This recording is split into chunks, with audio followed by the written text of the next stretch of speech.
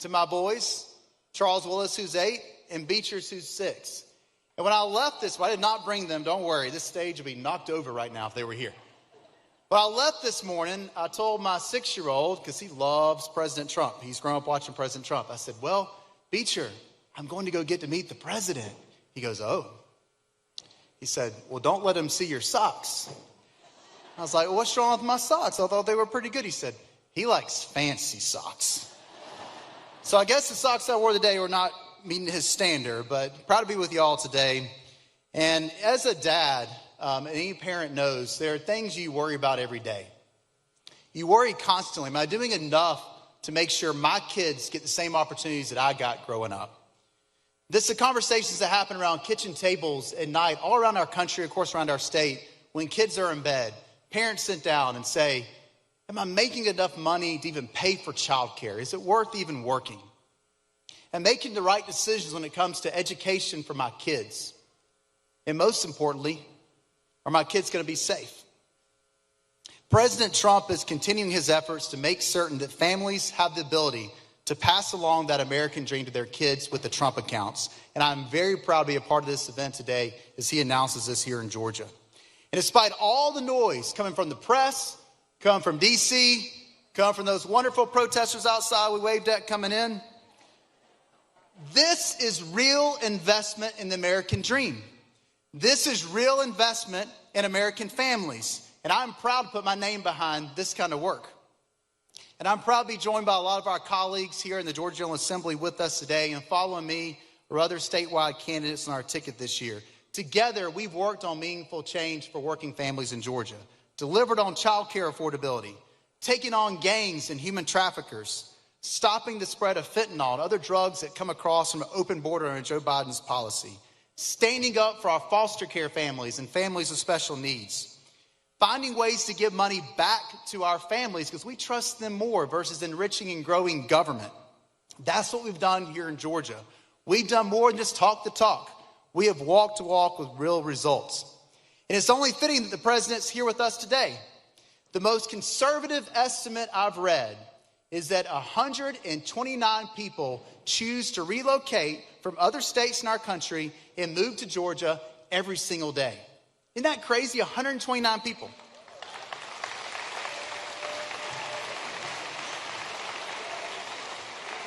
And most of them are coming from blue states like New York and California, states where the governments have priced them out with their wacko, crazy policies. They told them, we know more than the government than you know about how to make decisions for your family, how to educate your kids. They've come from these insane states, and they've come to Georgia for a reason, because in Georgia, we do things differently. And in November, we have a big decision to make. We'll get to choose between those that have fought for and passed the policies that made Georgia a refuge for people around our country. Or we can vote for partisan activists who want to remake Georgia into a place that we won't recognize. In my race for Attorney General, we have a clear choice.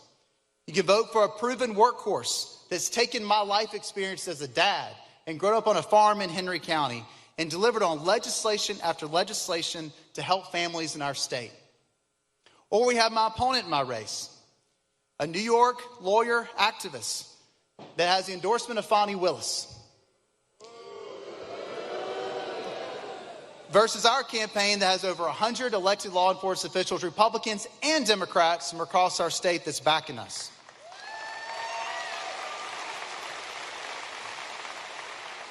So I look forward to seeing you all on the campaign trail soon, because we have to get this right. The problem we have is so many of these folks that are coming from these blue states aren't checking their politics at the door when they get here. And I look forward to going out there making the case as to why Georgia is doing things right and why we should not bring those policies to our state.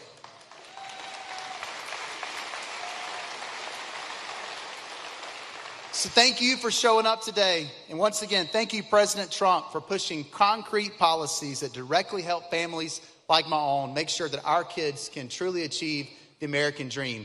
I look forward to being an Attorney General that's going to fight for your family just as hard as I fight for my own. Thank you all very much.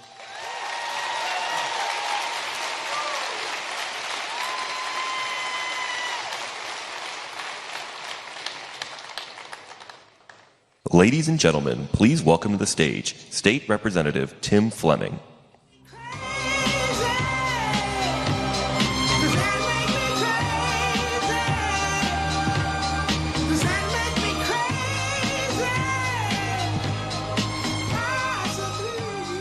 Thank you. Good afternoon, everybody. And first, I want to thank Wheeler High School for hosting this event today. And I also want to thank Superintendent Ragsdale for his strong leadership. Thank you, Mr. Superintendent. Isn't it great to be in Cobb County today with President Donald J. Trump? Mr. President, thank you for your leadership and your courage, and for always putting America first. Just a few weeks ago, President Trump announced the Trump Accounts program, a bold investment into America's future. Every child born between 2025 and 2028 will receive a $1,000 investment to help jumpstart their financial future. That's conservative leadership. It's about creating opportunity, not dependence. It's about giving every child a chance to succeed, because when families succeed, America succeeds. Thank you. And that's exactly the kind of leadership I want to bring to Georgia as your next Secretary of State. Now, most people think of the Secretary of State's office only oversees elections. That is certainly one of the most important responsibilities that the Secretary of State holds. But this office also serves millions of Georgians through professional licensing, business services, and customer support. The people of Georgia deserve someone who understands every part of that job. And that's why in this race for Secretary of State, experience matters. The Secretary of State's office isn't a place for on-the-job training.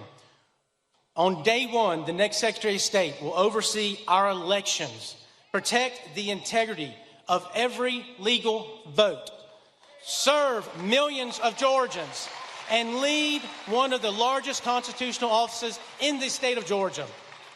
I've already done the job. See, I served as Deputy Secretary of State for almost 8 years under then Secretary of State Brian Kemp. I have helped lead a 250-person agency. We strengthened election security, protected voter ID, modernized professional licensing, and improved customer service for the people of Georgia. Today, I continue that fight in the Georgia House of Representatives. I've been tested. I've delivered results. And on day one, I will be ready to lead, not learn like my opponent will have to. I also appreciate President Trump's leadership in championing the Save America Act. The principle could not be simpler. Only America's citizens should vote in American elections. Now, can we all agree that's just common sense?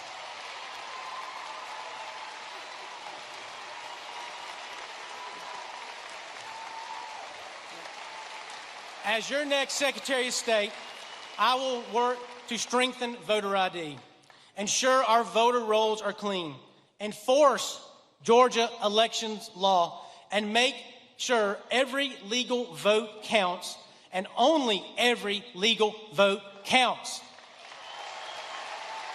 Because if people do not trust our elections, they will not trust their government. And under my leadership, we're going to make Georgia a national leader in elections integrity. But protecting elections is only part of the job. I'm also running to eliminate red tape. When I served as Deputy Secretary of State, new professional licenses were issued in as little as 5 days. Renewals became automatic whenever possible, and hard-working Georgians got to the workforce faster. Today, too many professionals are waiting weeks, even months, for the government to give them a license to work. That is unacceptable. Whether you're a nurse, an electrician, a general contractor, or a barber, government shouldn't stand between you and your paycheck to support your family. We will fix this. And finally, I want to build the most customer-focused Secretary of State's office in America. Government exists to serve the people. It is not the other way around. Every phone call should be answered. Every email should receive a response. Every Georgian should be treated with professionalism, respect, and urgency. That's the standard I helped build before, and it's a standard I'll restore again. So this election comes down to one simple choice. If you want a proven conservative leadership, if you want secure elections, if you want less bureaucracy, if you want a Secretary of State who's ready to lead on day one, I'm asking for your vote and support in November. President Trump is fighting every day to keep America strong. I'm ready to fight every day to make sure Georgia is the gold standard for election integrity, economic opportunity, and customer service. Together, we will protect our elections. We will get government working for the people again. We'll keep Georgia leading the nation. Thank you. God bless President Trump. God bless the great state of Georgia. And may God continue to bless the United States of America. Thank you all, and God bless.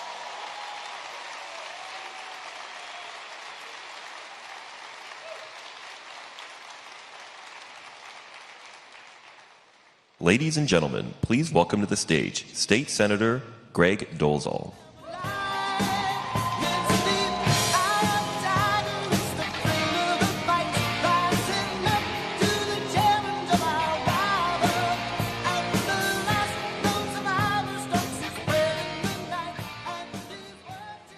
Now, they told me they picked a good song for me, but I didn't know it was going to be that good. Come on, y'all. Y'all, Georgia is Trump country. Don't you believe for a second what the fake news will tell you. This is a purple state. This is a red state. We proved it in 2020. We proved it in 2024. And we're going to prove it again this year in 2026.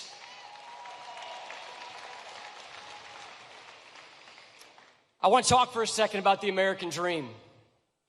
Because as I've traveled the state running for lieutenant governor, I've talked about the fact that I believe that we are not only in a fight to save America, but we are in a fight to save Western civilization. And if we're going to save the West, we do it by saving America. If we're going to save America, we do it by saving Georgia. And if we are going to save Georgia, we do it by saving the American dream. Somewhere in America today, a little girl is dreaming of the storefront she'll open one day. A young boy is taking apart an engine because he wants to understand how it works.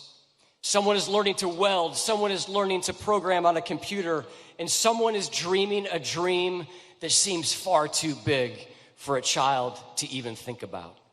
And we don't even know their names yet, because that is how America has always worked. America was built by people who looked at an empty field and saw a farm.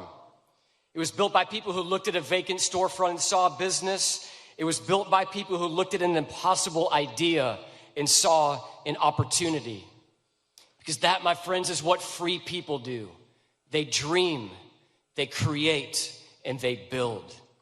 For nearly 250 years, that idea has made America the most prosperous nation in history. And today, we are choosing between two very different visions of America. The Democrat Party believes that government builds America. The Republican Party believes that Americans build America.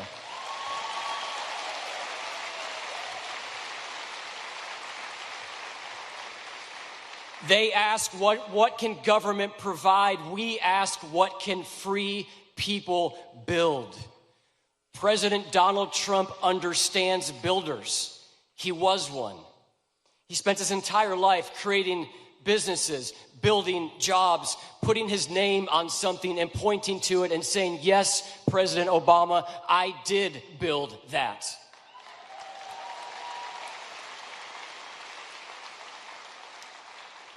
And now he's asking America to invest in something even more important, the next generation. That is the promise of Trump accounts.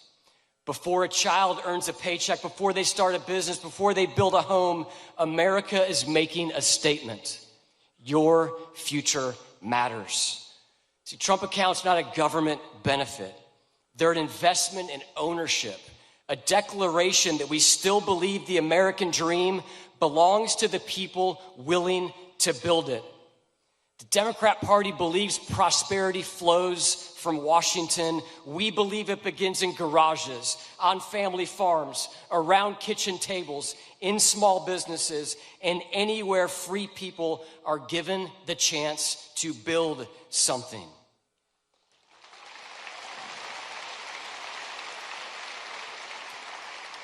Every generation inherits a country. The question is whether they'll leave behind something better.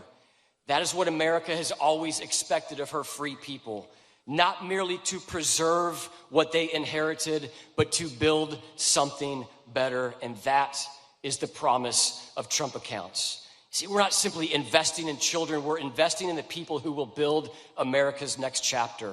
The Democrat Party wants to build bigger government. Republicans want to build bigger dreams.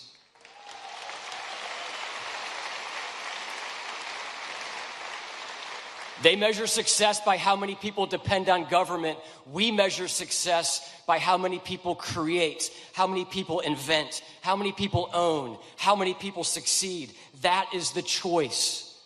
A nation of dependence or a nation of builders. I know what President Trump believes. I know what I believe. I know what Republicans believe. And I know what built the greatest nation the world has ever known. We are in a fight to save Western civilization. We will do it by saving America, and providentially, we will save America by saving Georgia, and we will save Georgia by saving the American dream. My name is Greg Dolezal. It has been an honor to be here with y'all today, and thank you so much for fighting for Georgia every single day. Thank y'all. Thank you. Ladies and gentlemen, please welcome to the stage Rick Jackson.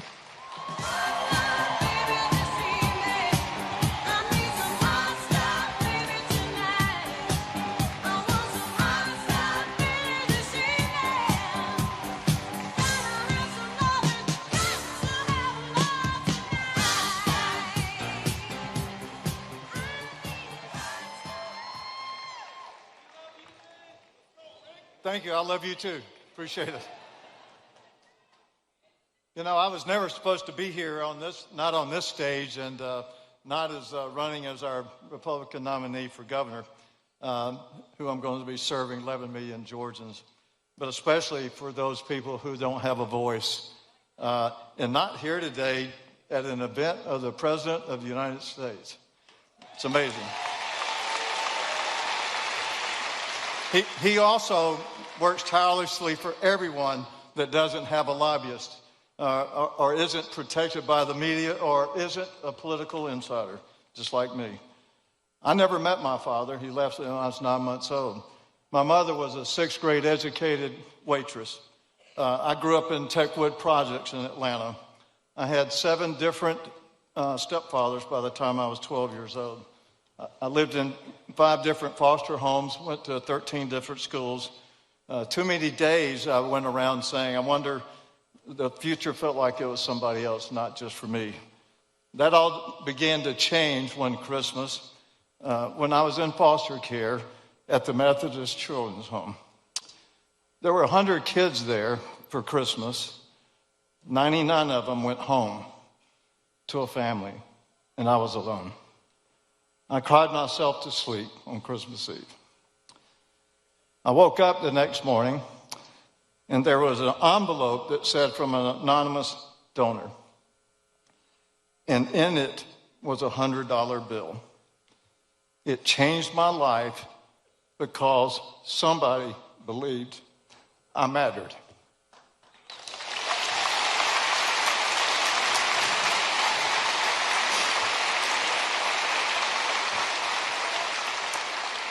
That gift planted a promise in my heart. I told God, if I have the ability, I'm going to help kids just like me. We started a nonprofit called Faith Bridge Foster Care. It's a nonprofit for Christians to take care of our foster children because I wanted them to see what it was like to be in a good Christian home to influence them for the rest of their life.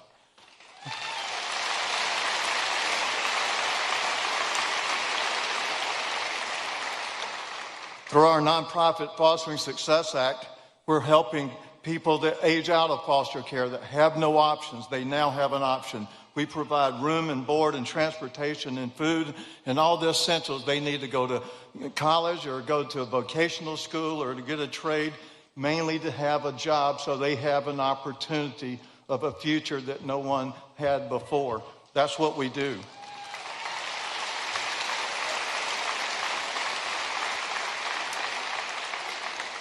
This comes from a personal conviction that a child's circumstances may explain where they start, but does not mean where it finishes.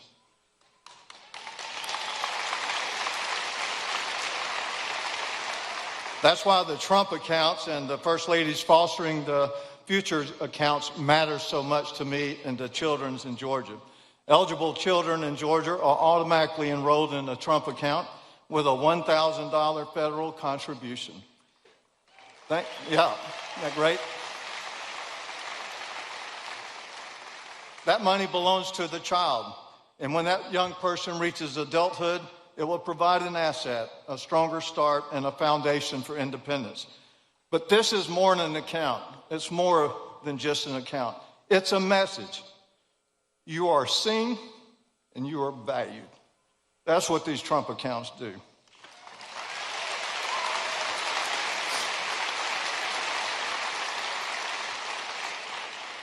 Your future is worth investing in, and I thank Governor Brian Kemp and First Lady Marty Kemp because they moved quickly to enroll every eligible child in Georgia. Thank you, Governor Kemp, for doing that.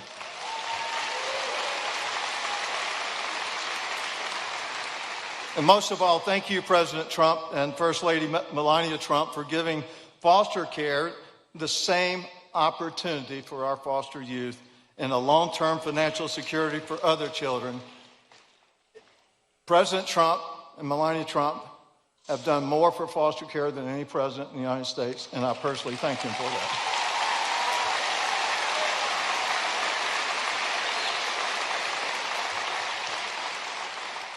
And I challenge Georgia business leaders and churches and nonprofits and citizens to help build on what all this has already done, because the government can open an account, but a community can open a future for a child.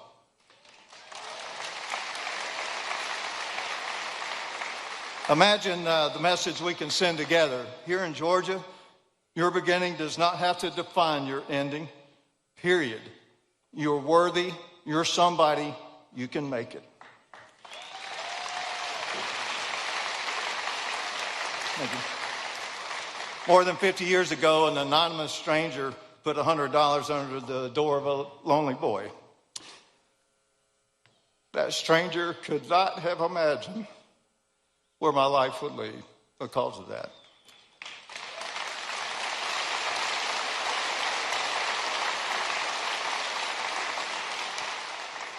But that gift helped me believe that life could lead to somewhere.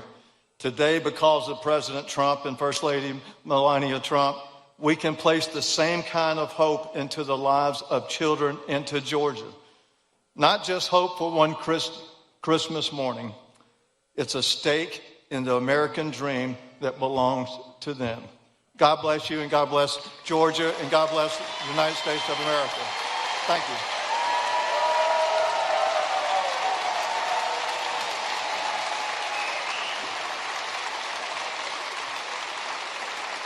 Ladies and gentlemen, please welcome to the stage the Treasurer of the United States, Brandon Beach. Surfing USA, you'll catch him surfing at Del, Ventura County line, Santa Cruz and Trail. Well, good afternoon. It's great to be back in Georgia. But more importantly, it's great to be back in Trump country. Folks, I got to tell you, it was a great honor to serve as your state senator for 7 terms in the Georgia Senate.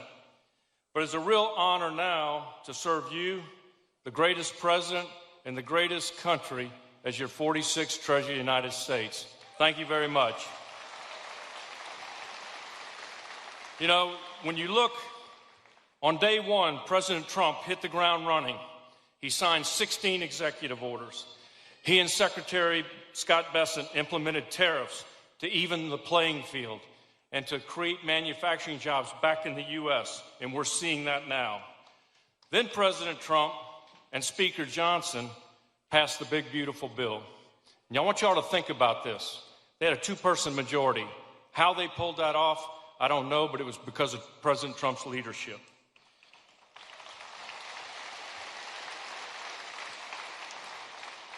We are now seeing the fruits of President Trump's hard work, and that's why I'm so bullish and optimistic about our future. It's our 250th birthday, and I've been going around the country speaking and talking about American exceptionalism, American pride, American spirit, and American success stories. And we have an American success story right here in this room. Where is Jeff Sprecher? Jeff, stand up and let's give Jeff Sprecher a round of applause.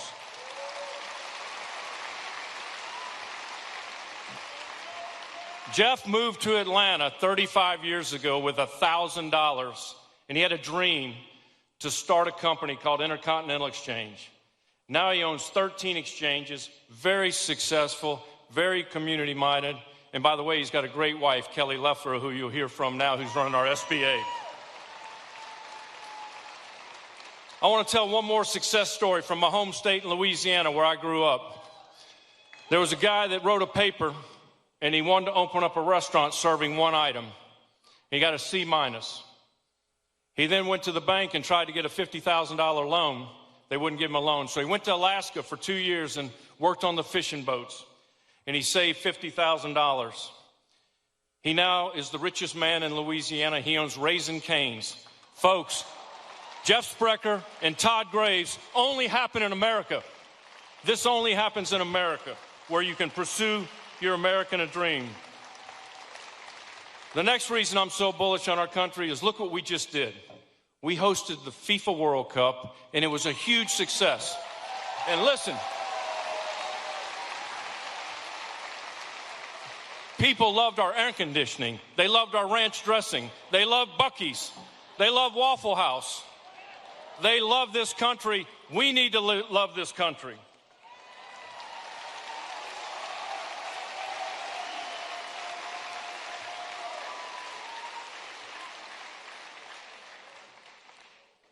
Now the one big beautiful bill is kicking in. No tax on tips, no tax on overtime, no tax on Social Security. I got to tell you all a quick story. I would go to restaurants and I would write on my receipt, no tax on tips, explanation, explanation. And the waiters would say, what is that all about? Well, after April 15th, I had a waiter come up to me and say, Mr. Treasurer, I get it now. I got $7,100 back on my taxes. Thank you.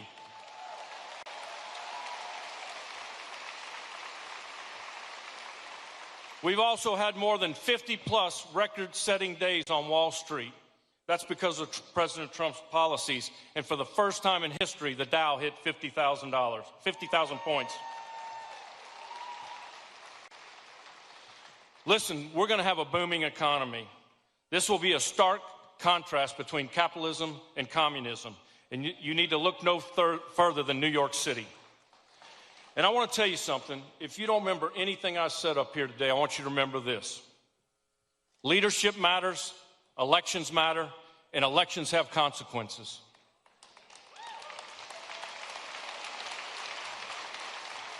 And I will tell you this, President Trump may not be on the ballot, but his policies are and his folks are. And we need to send winners to him so he can keep winning for you.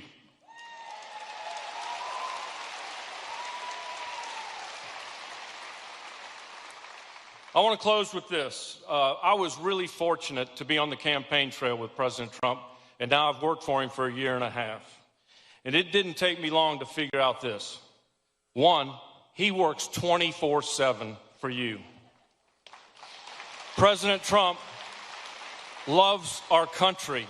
He wants to beat China and Russia and everything. He wants to win, and he wants us all to win. President Trump loves his family, and he's very personable.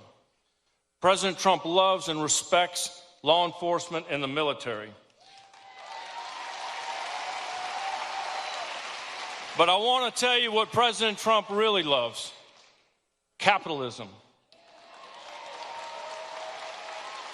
He wants you, your kids, your grandkids to be able to pursue the American dream. And President Trump realizes government doesn't create jobs. The private sector does. But what we can do as government is create a conducive environment through tariffs, low taxes, less regulation, provide an educated workforce, infrastructure investment, both roads and bridges, and 21st century infrastructure like AI, satellites, cable. And if we do those things and get the heck out of the way, we will have a great economy.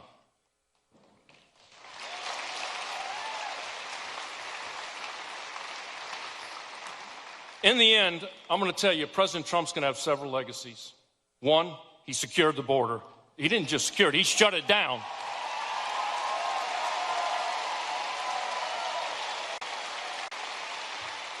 He also is going to make sure Iran never has a nuclear weapon to keep you safe.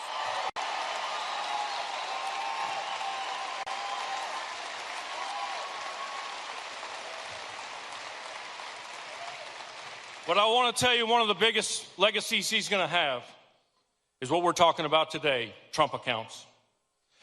Trump accounts will invest in our kids, and our kids will be invested in our country. Think about that. We're going to invest in them. They're going to be invested in us. We're going to jumpstart their future. They're going to learn financial literacy, investing and compounding interest, and how the S&P 500 works. And let me tell you what I look forward to. My granddaughter's here today. Madison, stand up, Madison. That's my granddaughter. We've got her signed up for a Trump account. And my goal is, in 10 years, I want Madison to come up and say, "Papa B, I got $110,000 in my Trump account. I made 6% here, 8% here," and teach her about financial literacy. You're going to be successful, Madison. I promise. These Trump accounts will preserve capitalism and give young people the opportunity to pursue the American dream. And I'm going to close with this. I am unapologetic about loving this country, loving free enterprise, and loving capitalism. Folks, it's our 250th birthday. Happy birthday, America. God bless Georgia, and God bless America.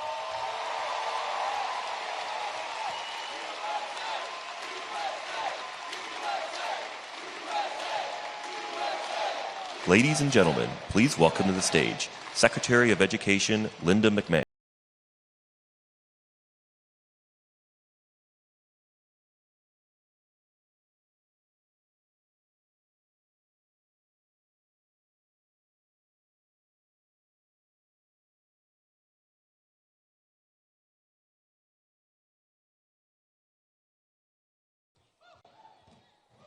How fun was that?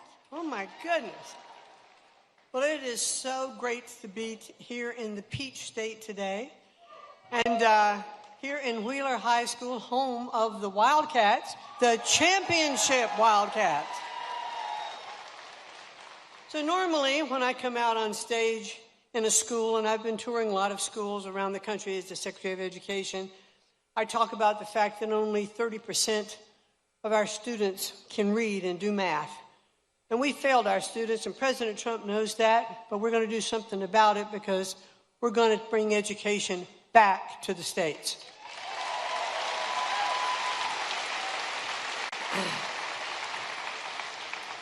But today I'm not here to make a speech about education. It's an honor to be in the great state of Georgia to celebrate a momentous accelerator of opportunity for the next generation. What you've already heard about today, and you're going to hear a lot more because it's so important, Trump accounts. Thank you. That does deserve an applause. As a mother and a grandmother, I know that every parent yearns for their child to have a future full of possibility. Thanks to President Trump, these accounts fortify that future as one of the largest generational investments in upward mobility that our country has ever made. For young Americans, this will serve as the foundation for a lifelong financial stability, helping them save for a higher education, maybe buy their first home, start a business, plan for retirement, and pursue the milestones that create for them and their goals of fulfilling life.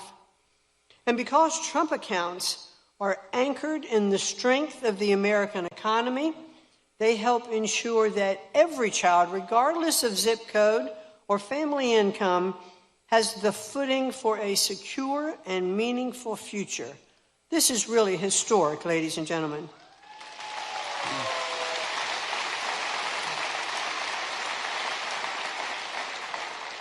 For too long, many have felt the American dream slipping into the past. Well, not anymore, because under President Trump's leadership, we're opening every possible pathway for Americans to pursue that dream again, bringing back American jobs, helping small businesses get off the ground, making college more affordable, and strengthening our talent pipelines to high-wage, in-demand careers for our much-needed skilled workforce.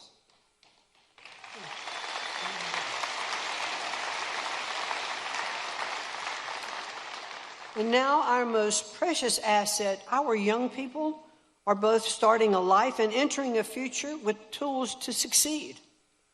They are growing up in a country that nurtures their potential, equips them with real opportunities, and empowers them to build the lives that they envision for themselves, not that we envision for them.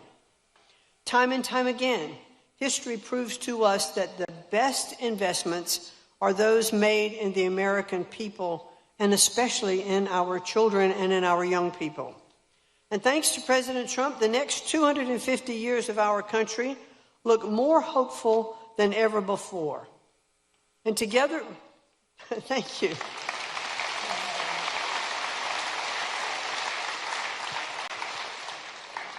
Together, we are fortifying the foundations and expanding the freedom and flexibility that allow the next generation to dream boldly, to build confidently, and achieve the extraordinary, just as Americans always have. So with that, the President is going to come on in a little while, and a few other speakers before me to talk more about the Trump accounts. But again, let me say this is an historic measure in our country, and we thank the vision of the President of the United States. Thank you all. And God bless the United States of America.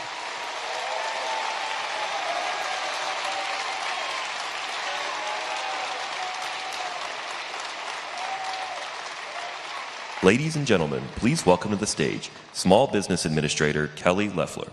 Don't stop believing. Hold on to that feeling. Street life, people. Thank you so much. Hello, Georgia. What a blessing to be back home in the greatest state in the nation, right here in Georgia. And there's no better crowd to be with than our great students. I had the chance to meet so many of them before this started. God bless you guys. You are amazing. I am so glad to know you.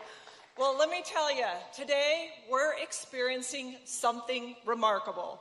From Thomasville to Toccoa and all across the country, thanks to President Trump, America is back.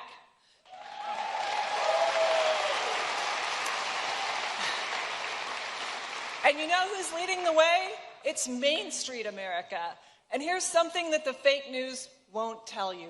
In 2026, small business formation is at record all-time highs all across this country. We have a record number of Americans working in the workforce, and we have more than 500,000 new jobs created already this year. Yeah.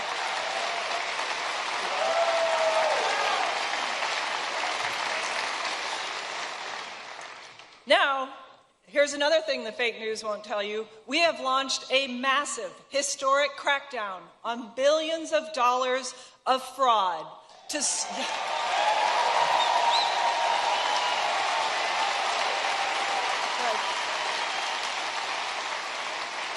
That's right. We are going to stop the corruption and the abuse of your hard-earned tax dollars. Now, you know President Trump is fighting every day to bring back the factories and the jobs that prior administrations sent overseas. They said, I'm sorry, your job's going to be in China. Your job's going to be in Mexico. Well, he's fighting for us because that's made in America, that's common sense, and that is America first.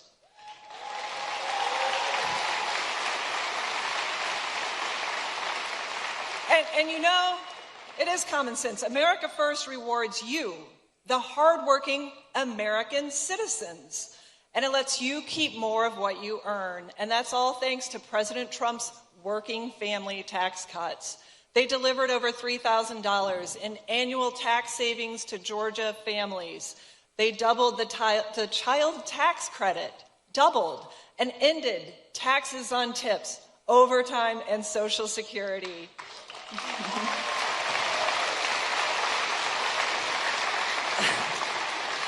Now, all of that might seem like common sense, and it is, but it's also a fact that every single congressional Democrat voted no on letting you take home more of what you earn. And yes, that includes both of Georgia's senators. They voted no. They voted, yeah, it's hard to believe, but they voted to raise your taxes, to cut your child tax credit.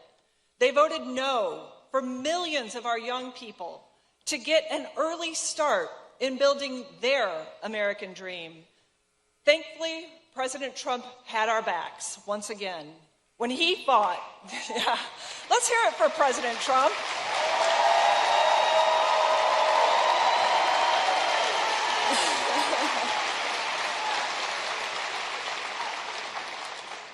You know, he fought for America's most precious treasure, our children.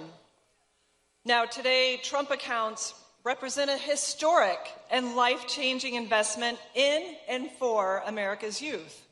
They offer a foundational stake for young people in their future, and they give them a stake in America right now. As owners in our free enterprise system, they are the next generation of builders, visionaries, and leaders. And I expect to see many of them on this stage in about 25 to 35 years. Okay, you got it, guys? All right, I want you up here. I want you up here. And there's another win. Now, this is a new benefit for America's small businesses to offer their employees. Trump accounts are one more tool to attract and retain employees, talented employees, each and every year. A small business can contribute up to $2,500 annually for each employee to their family's Trump account on a tax-free basis.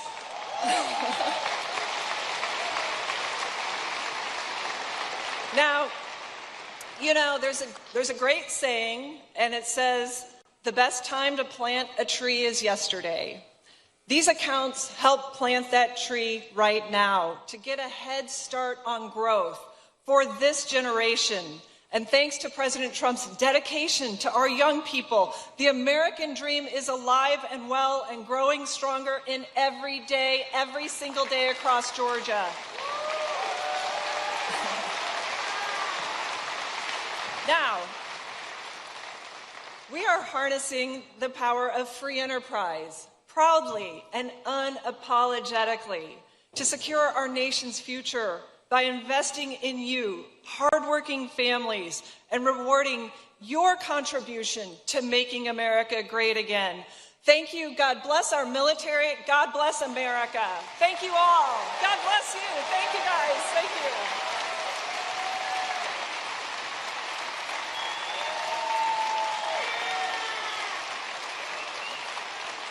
Ladies and gentlemen, please.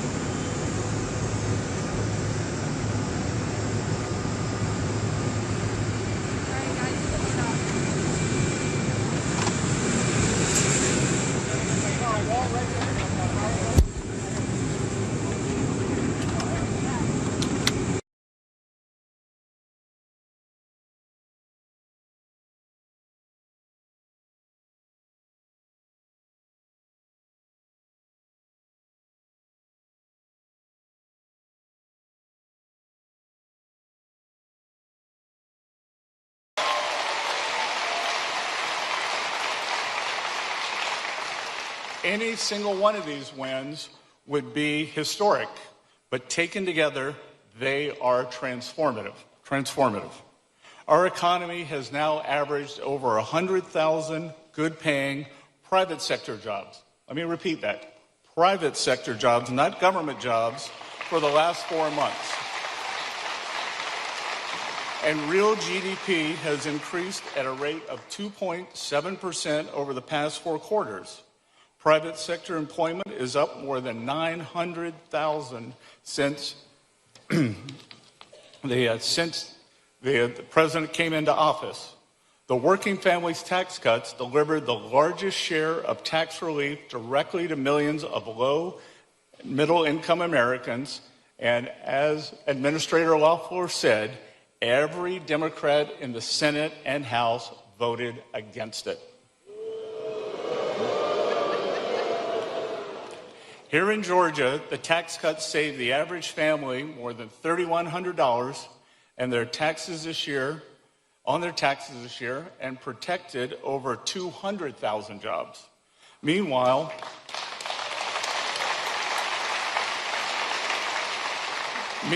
thanks to President Trump's policies, companies and countries have poured trillions of dollars in new investment into our country since President Trump took office.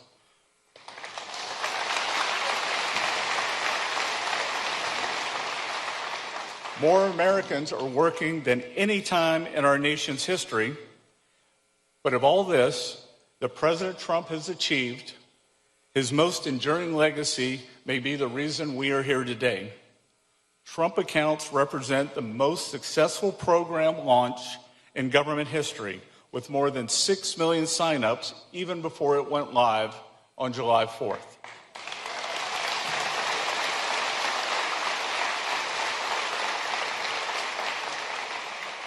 Every child born during the president's term can get a stake in the American dream from day one with a $1,000 seed investment from the U.S. Treasury.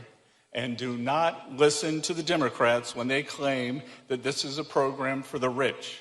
86% of enrolled children are from families earning less than $200,000. Trump accounts are reaching the very people they were designed to serve.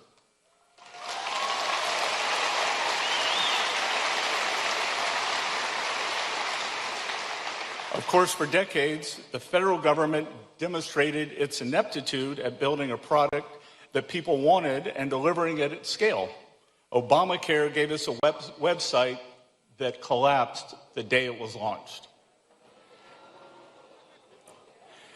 And Obama's so-called My IRA, I'm the Treasury Secretary, I don't even remember that, savings accounts are now defunct because they were such a failure, although not before costing taxpayers tens of millions of dollars. But under President Trump's leadership, we have designed and built a world-class platform.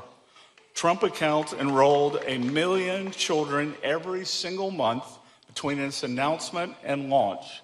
No tech launch in history has seen those numbers. Millions of American youth are now able to watch their investments accounts compound in real time from a couple of $1,000 in kindergarten to an estimated $500,000 by retirement age.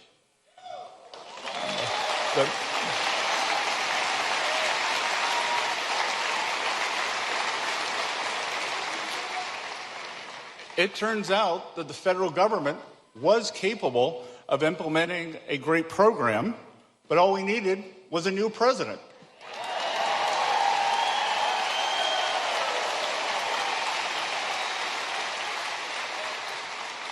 And importantly, Trump accounts are no government handout.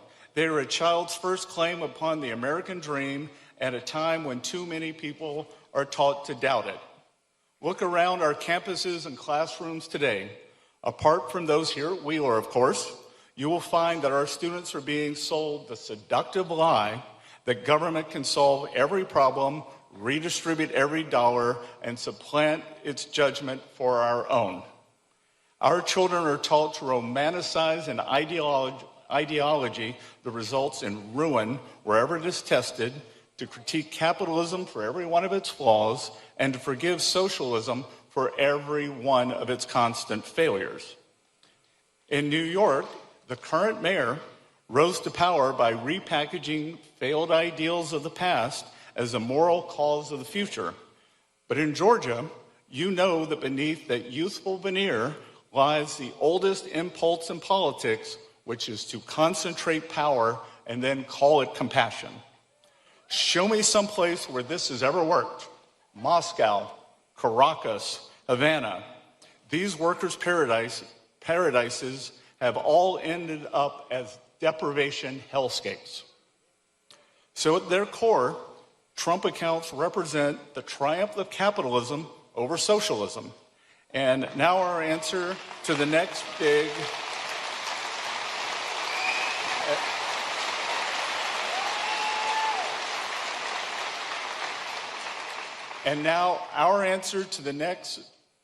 free stuff, big government charlatan is to build an ownership economy for all Americans. For the 38% of households who do not have a stake in our great equity markets, our capital markets, and American innovation, This is your way to get a piece of the action thanks to President Trump.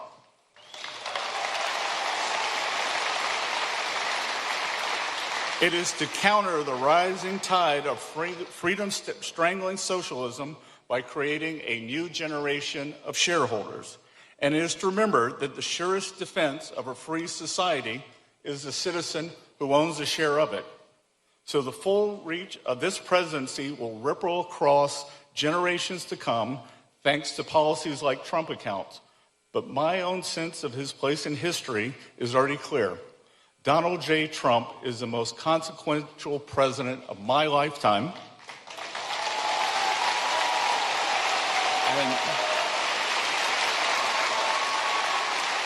And I can tell you all share my excitement in welcoming him here to Georgia today. So for everyone in this audience, especially the young people, know that President Trump is creating assets for the American people, not more debt and broken promises. He's creating assets. So I want to thank the families of Wheeler High School for receiving us all so warmly, to the great people of Cobb County for being here, to President Trump for affirming that the American dream belongs to every child, and for equipping the next generation to claim its rightful share of it with Trump accounts. Thank you all very much. It's an honor to be with you here today.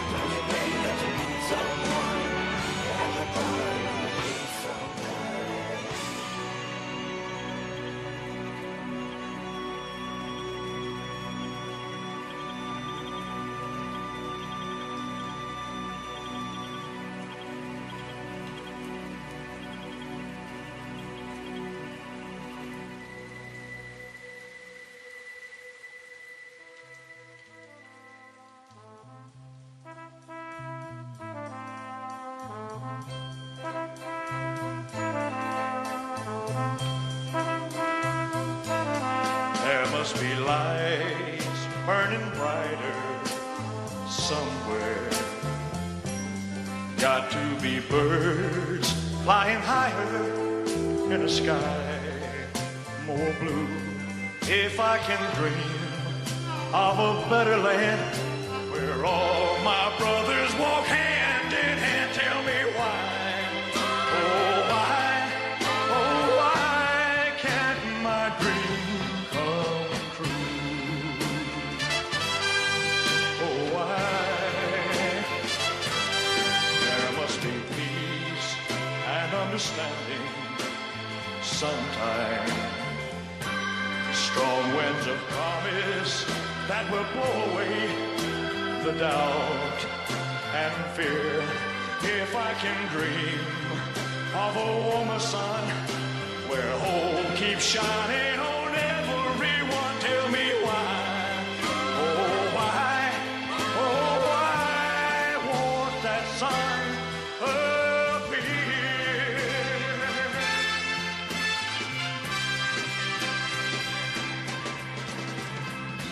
We're lost in a cloud with too much rain. We're trapped in a world that's troubled with pain. But as long as a man has the strength to dream, he can redeem his soul and fly.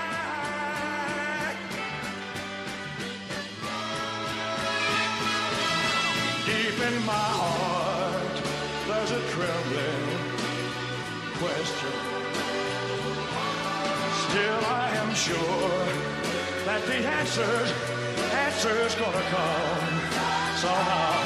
Out there in the dark, there's a beckoning candle, yeah. And while I can think, while I can talk, while I can stand, while I can walk, while I can dream, oh, please let my dream come true.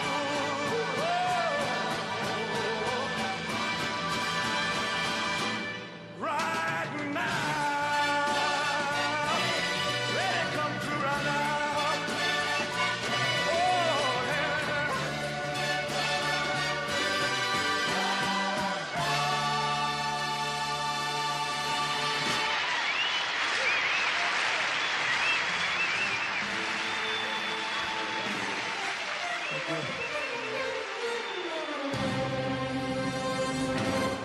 This is a man's world.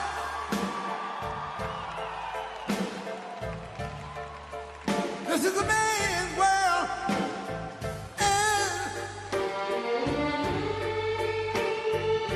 But it would be nothing without a woman or a girl.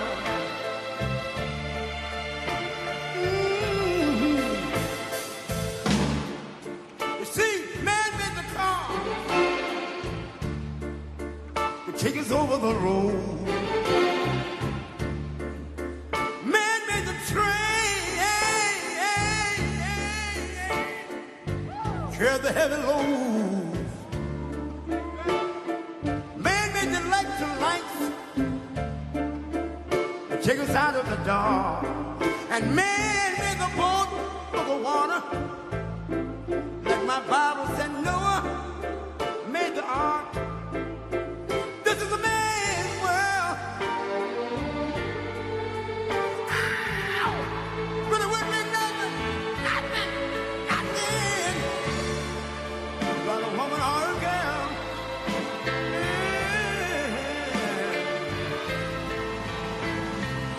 L'uomo rincorre il potere, ma lui non sa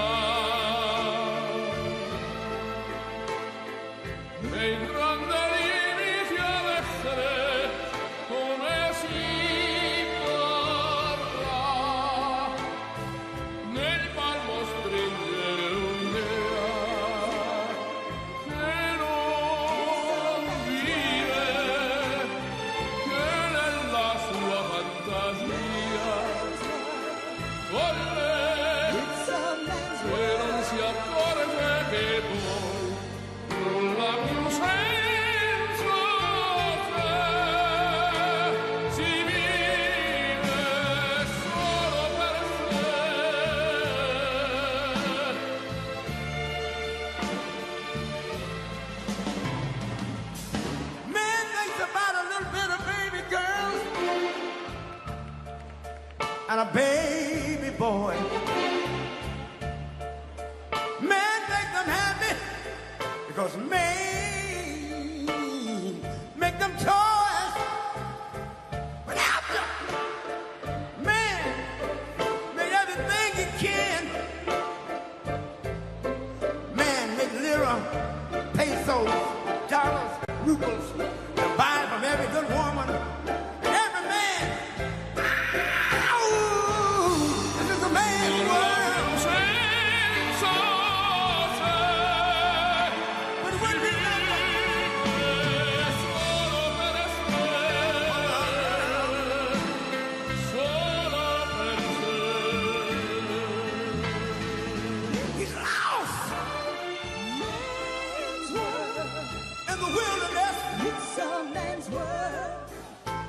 He's lost. E non si accorge che poi nulla più senza te si vive solo per sé, solo per sé, solo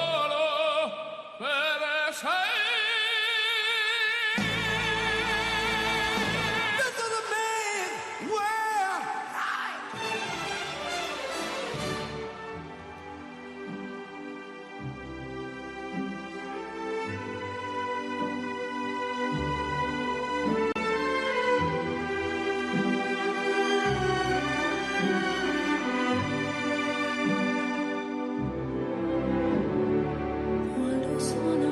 Sogno all'orizzonte mancano le parole. Sì, lo so che non c'è luce in una stanza quando manca il sole. Se non ci sei tu con me sì. Le finestre mostra tutto il mio cuore che è acceso. Chiudi dentro me la luce che hai incontrato per strada. Time to say goodbye. Paesi che non ho mai veduto e nessuno con te. Adesso sì vivrò con te, partirò sulla vita per mare che io lo so, non esistono più. It's time to say goodbye. Quando sei lontana sogno all'orizzonte manca le parole. Io sì lo so che sei con me, tu mia luna, tu sei qui con me. Mio sole, tu sei qui con me, con me, con me, con me. Time to say goodbye. Paesi che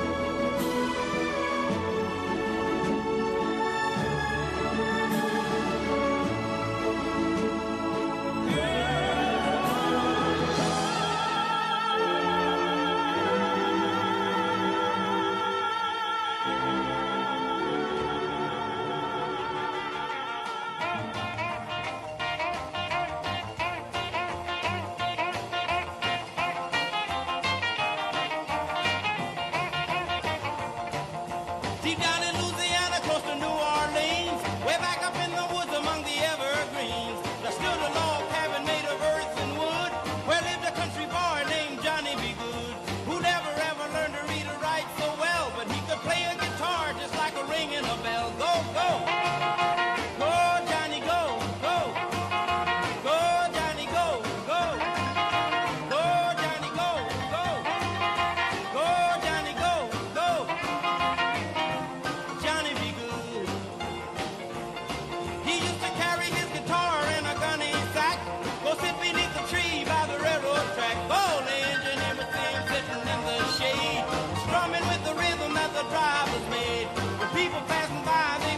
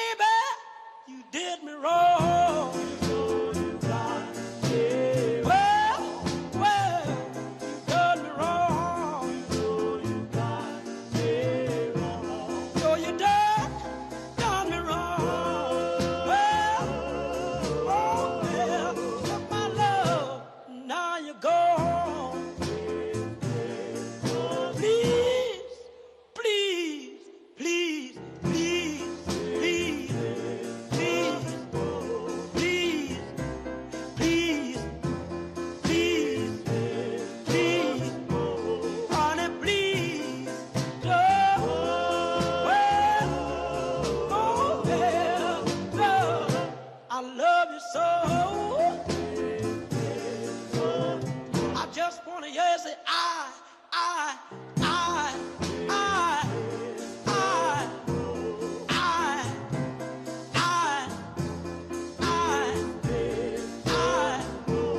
honey, please, don't, oh, yeah, I love you so, baby, take my hand, I wanna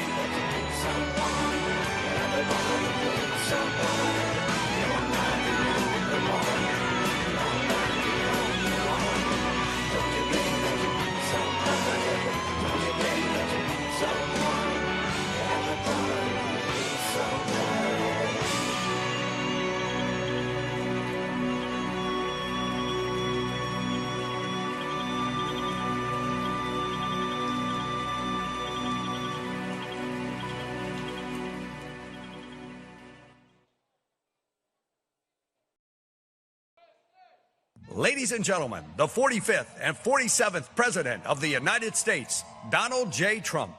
And I'm proud to be an American, where at least I know I'm free. And I won't forget the men who died, who gave that right to me. And I gladly stand up next to you and defend her still today. 'Cause there ain't no doubt I love this land. God bless the USA.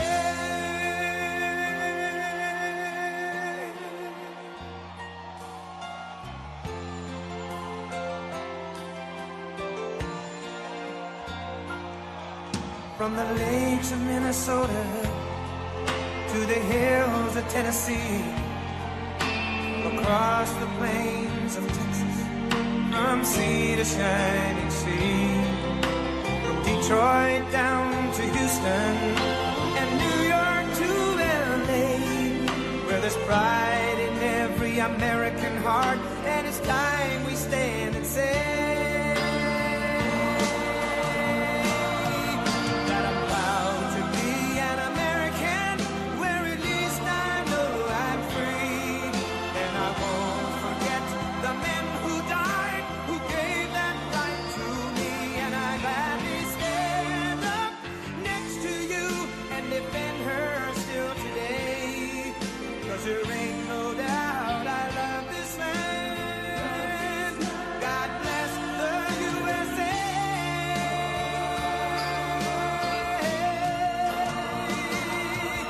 And I'm proud to be an American, where at least I know I'm free.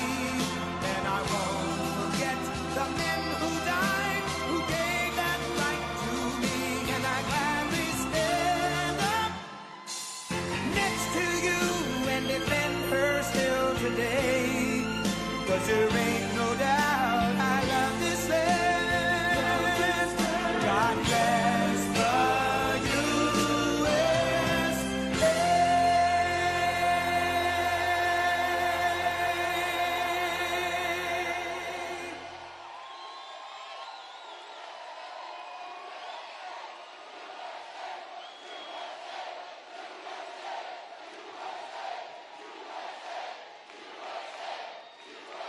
Well, thank you very much, everybody. It's a special place, and I am here to announce my candidacy.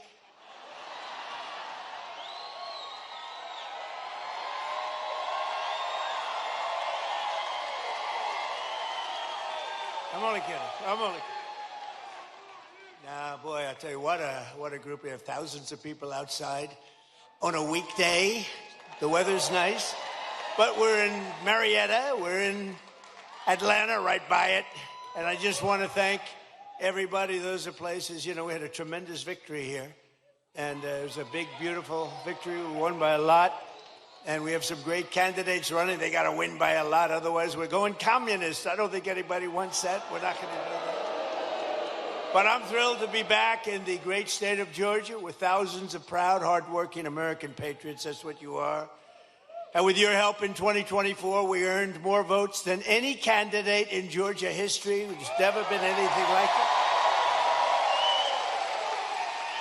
And when I say that, I have to be careful, because look at all the fake news back there. They will correct me. They will say, he said he earned more. If I didn't earn, if I was 2 votes short, they would say, he's lying, he's lying. They are sick individuals. They're the fake news. But I have to be careful. No, we weren't. We had more votes than any candidate in the history of this great state, and I'm very proud. I love Georgia. I've always loved it. And every day since, I've been fighting for the people of Georgia like no president has ever fought before, and you're doing well, too. We're going to keep it that way. And 18 months ago, you were in trouble. Our country was in trouble, frankly. It was a catastrophe what was happening. Sleepy Joe Biden and the radical left Democrats, they're Democrats, D-U-M, Democrats, created the worst inflation in 48 years. Scott Bessent, was it the worst inflation in 48? Now, if Scott doesn't have credibility, nobody does, okay? He said it's the worst, and it was. It was actually, I think it was beyond 48 years, but 48 years is good enough.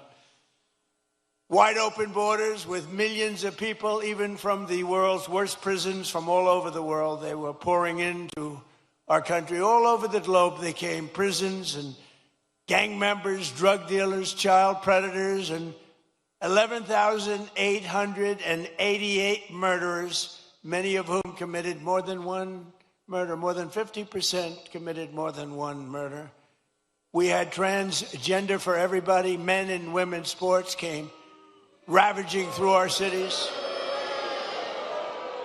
And the whole world was laughing at us. We were a joke all over the world, but not anymore. They're not laughing. They're not laughing. Right, Jackson? They're not laughing anymore, Jackson. Gonna be your next governor right here. 2 years ago, our country was dead, and now we're the hottest country anywhere in the world, respected by everybody all over the world, the hottest. And we're respected like, I say we respected maybe like never before. When I took office, we inherited the worst border in U.S. history. It was an open wound. It was an open sieve. We quickly turned it into the most secure border in the history of our country within 2 months.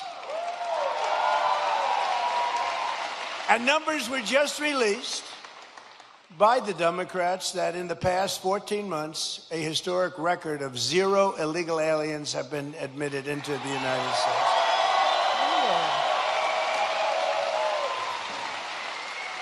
And now our crime numbers are among the lowest they've ever been. It's plummeting downward, and nobody's ever seen anything like it. Nationwide crime has been the lowest numbers that we've had in many, many decades. Last year, we achieved the largest drop in the murder rate ever recorded to the lowest level in 125 years. That's since 1900. That's before my father was born. Before my father was born, think of it, from the year 1900, lowest murder rate and that's despite the fact that we had millions of people poured into our country who were, in many cases, very, very dangerous people. We cut the flow of fentanyl across our border by 67%.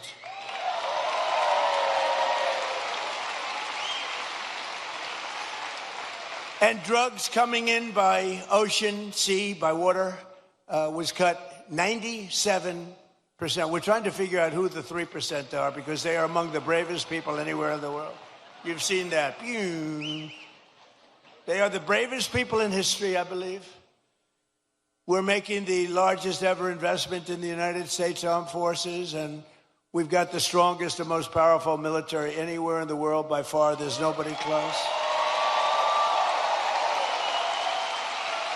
And I built it during my first term. I built our military. And as you know, they stupidly gave a lot of it away, but actually it was a lot, but it was small compared to what we built. But they gave a lot of it away to the Taliban, to Afghanistan. They gave it away. They just take it. We're leaving. Let's leave brand new machines behind. Let's leave airplanes behind. I said to them, well, why don't you just fly it out and we'll take it back, or we can even fly it back to the United States if you'd like. Sure, I think it's cheaper to leave it. Brand new planes. It was so sad. I saw what was happening. What a disgusting thing took place. But we then, as you know, we won Venezuela, which is now working with us to produce millions and millions of barrels of oil. We're getting along great with them. One day. And we've already paid for that operation many, many times over. We're taking tremendous amounts of oil, and they're taking tremendous amounts of oil. It's a partnership, in a sense. They're doing a great job. We're working together. And millions of barrels of oil is going to Houston and Louisiana, coming to you indirectly after it's refined. They're refining it there.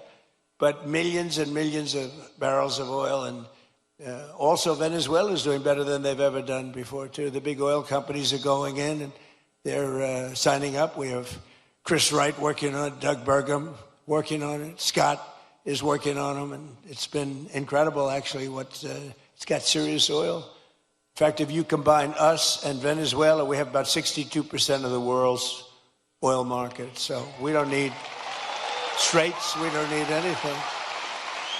We don't need the Hormuz Strait, but we do it because we have to do it, because we cannot let Iran have a nuclear weapon. It's very simple.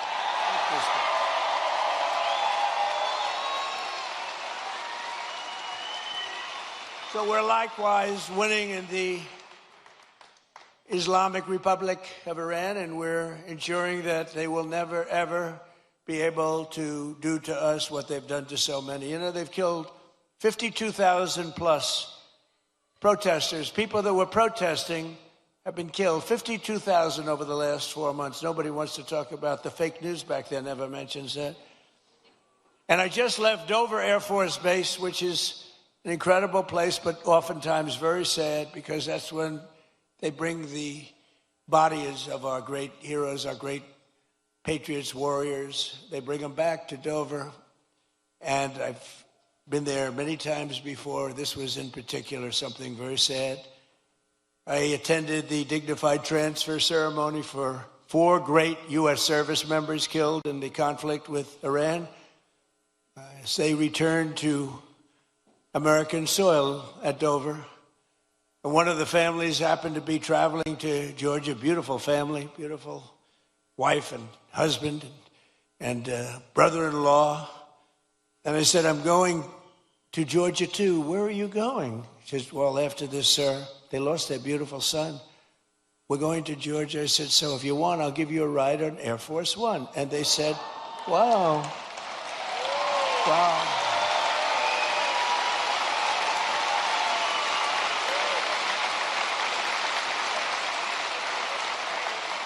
So today, I then said they were on Air Force One, and it's quite nice, I must say. And they said, wow, this is something, thank you so much. But they're heartbroken, you know, they're heartbroken. But they couldn't believe it. And they live very close to here. They live minutes away. And we're here today, and I said to them, celebrating the memory of their beautiful, this was a beautiful son. You know, I read, when I go to Dover, I read charts on all of the young people, and some are unbelievable. Some are a little bit, you know, they got a little bit of a couple of little bad things put in. This is a son who is like a flawless, perfect person, beautiful, beautiful son, handsome in every way, brilliant, respected by everybody. His sheet read so beautifully, and I told them that their beloved son, and his name was Lieutenant Tyler Feehan, and he was a person that was going all the way. He was going to be a general. He would have been a general very quickly. He was heading in that path. But I just want to thank Tyler's mother, Sherry, his father, Stephen, and his uncle, David, great people. I got to know them a little bit on the plane, and standing there watching this sight, which is, it's very, very tough to watch, to be honest with you. Very tough. I think it's the toughest thing I do. If anything I do all this stuff, but I think it's the toughest thing I do. But to Sherry and Stephen and David, we will carry Tyler's memory in our hearts forever. And I just want to thank you. It's an honor to have you here today. Please.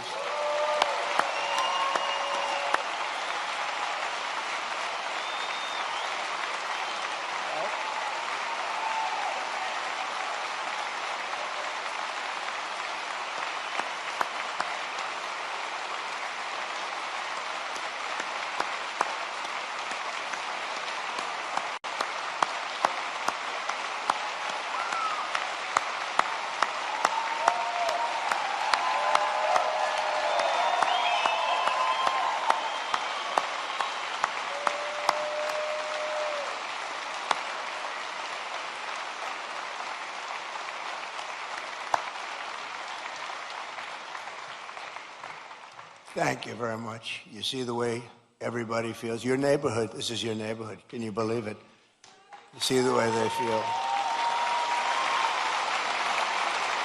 Thank you. Thank you, Sherry.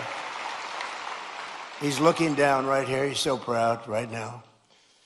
So together we're making our country safer and stronger and far more successful than it's ever been before. And that's happening before your very eyes. That's why I call it the golden age. This is the golden age of America. We're building more plants than at any time in the history of our country. And not just AI and all of the different things you read about. Things like auto plants, you know, the old-fashioned way. Toyota just announced they're leaving Mexico and they're coming in. They're going to be building the largest plant anywhere in the world. They're all coming back. They're all leaving Canada. They're leaving Mexico. They're coming in from Germany and Japan and South Korea. They're coming in from all over. And people that have been doing this, people like Scott and others that have been doing this for a long time, they've never seen anything like it. I don't think you've ever seen anything like it. McGee, have you? You haven't seen anything. He's doing such a great job. In 4 long years of the sleepy Joe Biden administration, they got less than $1 trillion of new investment in our country. In 4 years, much less than $1 trillion. In less than 2 years, much less than 2 years, actually. In fact, at the end of the first year, but less than 2 years, in my administration, we've secured more than $19.2 trillion in new investment from all over the world.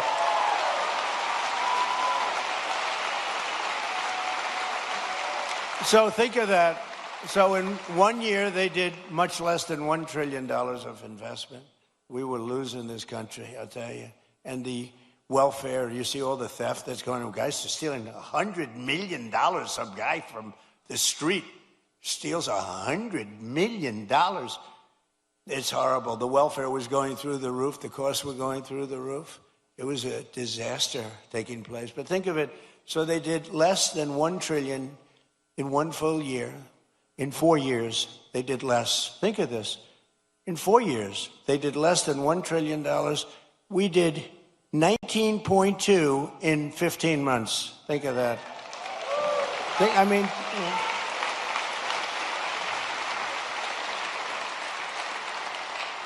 The pharmaceutical company, we're bringing our pharmaceuticals, we learned that through COVID, we're bringing the pharmaceuticals back. But the big pharmaceutical company, UCB, is investing $2 billion to build its first ever American manufacturing plant right here in Gwinnett, Georgia. Gwinnett.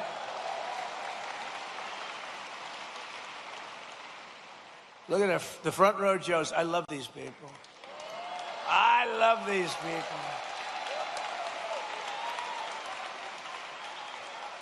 I think there are about 283. I don't know what the hell they do. I think they make a lot of money, too. I'm hearing they're very rich. They follow us. It's a rock concert, right? You have a good time, right? Thank you. They've been with me right from the beginning. How many have you done so far, do you think? 4, 5, 6, close to 1,000. It might be. You think he's kidding? It might be. Well, we love you. Thank you very much. We love you guys. Thank you. We have groups. We have a group from, I don't know if they're here, but we have a group from North Carolina, women, beautiful women. They follow us, and they're at 218, I think. 219, they come, and I always say, what the hell are your husbands saying about this? This is crazy. They're these beautiful women. I think they're sort of a wealthy family. I don't know what the hell's going on with them. But, you know, like the front row Joes, we have a lot of those groups. They're just great. They've been with us right from the beginning. And you know why they're with us? Because they love our country. That's why they're with us. It's really why they're with us. So Japan is investing $600 million in a cutting-edge diamond processing facility, as you probably read this morning in your state. $600 million. Yamaha Motors is building its brand new U.S. headquarters in Kennesaw.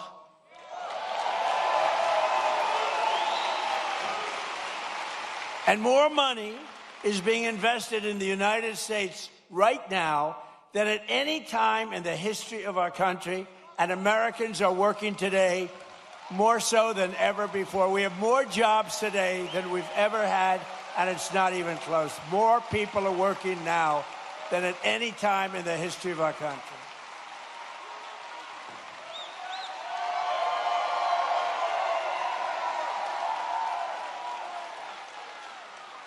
And the stock market has said, and that's with this skirmish we have going on. I call it a skirmish. This is with this skirmish we have with the Islamic Republic of Iran. And I call it that because, let me tell you, they're getting hit so hard. And they want to make a deal. But I say they're not ready to make a deal. Because every time they make a deal, they want to change it and everything. They're not ready. They'll be ready very soon. And this is despite this, it's going on. The stock market has hit 73 all-time highs since the election. Think of that. And the typical American's 401k is up by $34,000, setting records day after day. It's up by numbers that have never been seen before. So your 401ks, they always say, oh, the stock market. Stock market's very important. But I have people coming up to me that have 401ks. They said, you know, I was a disaster. My family wouldn't talk to me. They thought I was a total loser. And now I'm like, the one guy said, I feel like Warren Buffett. No, the markets are right through the roof. And it's a beautiful thing to watch, frankly. It's beautiful. What's brought families together.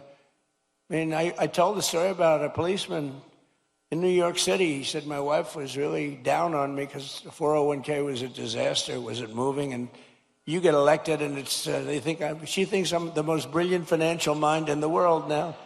She loves me much more than she did. She's close, but you should never love for that reason. Remember that, please. And while the stock market is skyrocketing way up, inflation is way down. We're coming way down. And last week, it was announced just last week that inflation dropped by the largest amount in more than 6 years, because we're doing it right. We're running the country properly. And they tried to blame high prices on me. So think of it. When I inherited this thing on January 20th, we had the highest inflation in many, many years, 48 years, they say. I say maybe ever. This is what I inherited.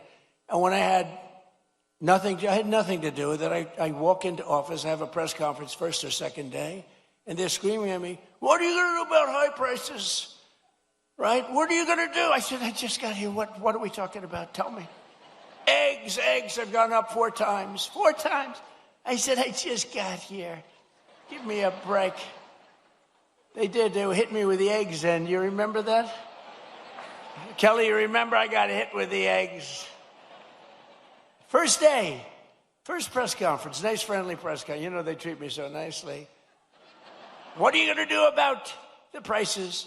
And they said, they used the word, first time I heard it, it was a word, made up by the Democrats. Affordability. They said, affordability. I said, I've been here 1 day. Don't worry, I'll take care of it. And we're taking care of it, we're taking good care of it. They had the highest prices.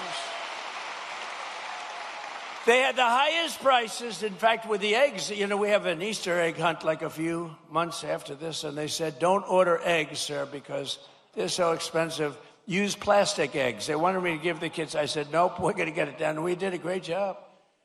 Our Secretary of Agriculture did a great job, and we got the price now of eggs is lower than it was when we started, right? And many other things, too. And oil will be coming, it's going to be tumbling down. It was 3 weeks ago. They thought we had a deal. I said, I don't think we have a deal with these guys. They break every deal they make. But I said, but people thought the geniuses on Wall Street, they came down, really down, and goes back up a little bit. But it's going to come down maybe lower than when we even started. But just give me a little time. I always say, I said to the farmers, give me a little time. And look how we're doing with the farmers. What's going on with the farms and everything. This country is rocking and rolling. So every day we're fighting to put more money back in the pockets of the hardworking American families. And that's why, with the help of our incredible Republican majorities in Congress, we've done so much. I proudly signed the great, big, beautiful bill delivering the largest tax cuts in American history. Largest in American history. And we did big ones first. We had the best economy in history in my first term. A lot of people don't, because we had a COVID period, went all over the world. And we did a great job where they got no credit for it. We did Operation Warp Speed. And I'll tell you, we did a great job, but we got very little credit for it. We should have been given big credit, but we got credit for everything else. And we had the best economy, but this economy is ready to blow everything away, ever, of any country. There's never been anything like what's happening in the United States of America right now.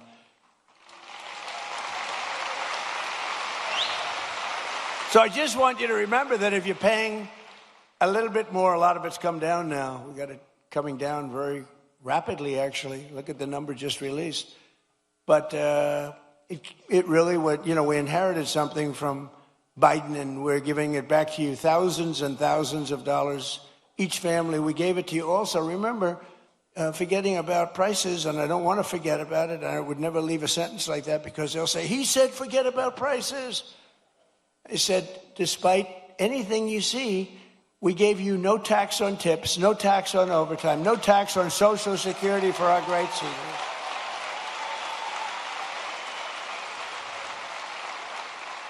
We gave you something that nobody ever thought of. This was my idea. I said, give people a deduction if they buy a car only that's made in America. Give them a deduction. They go out, borrow money. They're allowed to get a deduction. But this past filing season, 130,000 tipped workers right here in Georgia saved an average of more than $7,000 on their taxes, and that's because of no tax on tips. We're building a tremendous military facility at the White House. It's a ballroom, but it's also a big military facility, a drone port on top, and tremendous things underneath. And they've been working hard, a lot of overtime. They work till 11 o'clock in the evening, almost every evening, 11:30. They get there at 6 o'clock in the morning. They're really working. And the other day I went over to them and I said, gather together. And I had, hundreds of workers, very big thing it is. Beautiful. It's going to be incredible. It's an incredible project. It's a contribution to the United States of America by very wealthy people and very wealthy companies that cost this country. But what happened is I said to all the workers, it was a Sunday and they were working on a Sunday. Maybe they shouldn't. Maybe they should be in church. I don't know. I'll get them in trouble. But they were working on Sunday and I said, remember this, no tax on overtime, all the overtime they're making. And they gave me a big cheer. No tax on overtime. As an example, 700,000 Georgia workers saved an average of over $3,000 thanks to no tax on overtime. And 500,000 Georgia seniors paid $0 on their Social Security benefits thanks to no tax on Social Security. But perhaps most consequential of all is the provision that the great, big, beautiful bill that we're celebrating today. It's something that's beautiful. It's beautiful because it takes care of our youth. It's called the Trump accounts, and it's hot as a pistol. It's hot as a pistol. And under this groundbreaking new policy, every American child gets a tax-free investment savings account that can grow over the course of their childhood and be used for them when they reach 18 or 21. Their parents, grandparents, employers, and loved ones can contribute up to $5,000 a year. And with the modest contribution, these accounts will reach hundreds of thousands of dollars for these young people by the time they get to, let's say 18, let's say 21. But by the time they're just young adults, they could be worth hundreds of thousands of dollars, most likely will be. And for decades, Washington politicians gave our children absolutely nothing but debt. But the Trump accounts, we're finally seeing and ensuring that every young American gets a great start in life and a really fair shot at the American dream, which is what we all want. They all aspire to that.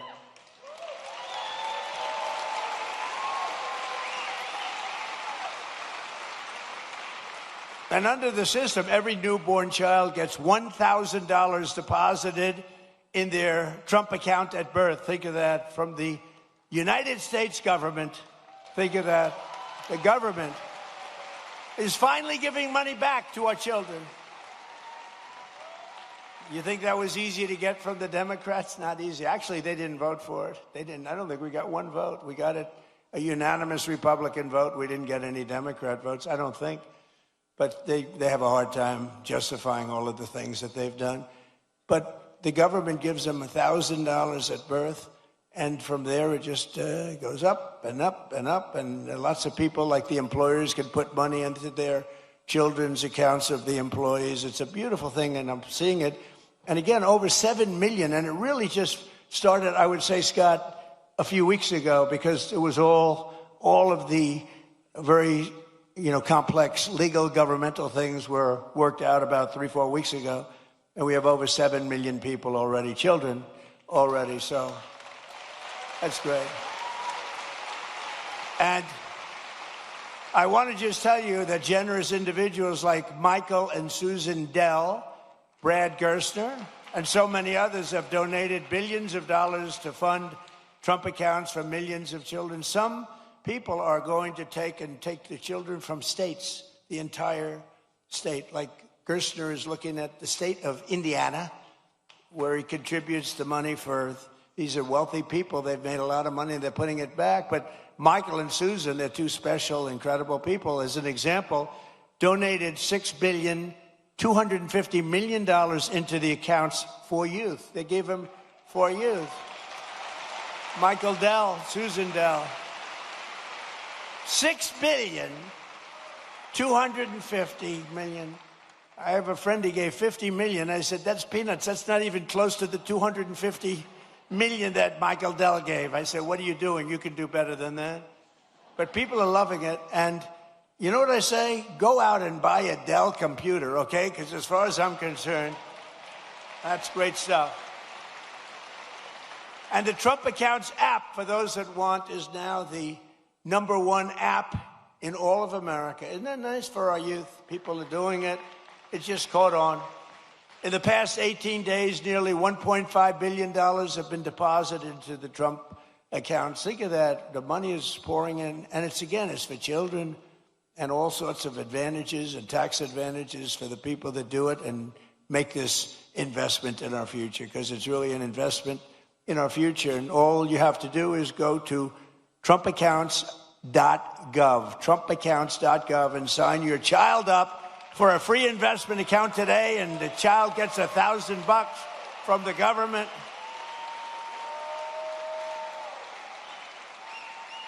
You think that was easy to do? That wasn't easy to do. Tell the Democrats you're giving everybody $1,000. But we're pleased to be joined by some of those incredible Georgia families benefiting from the Trump accounts, including Cole and Allison Loden and their 3-year-old beautiful child Ray, their 2-year-old Rex, and 3-month-old daughter Ren. And Cole and Allison met at Kennesaw State University, where he played football, and he was a cheerleader and a respected guy, good student.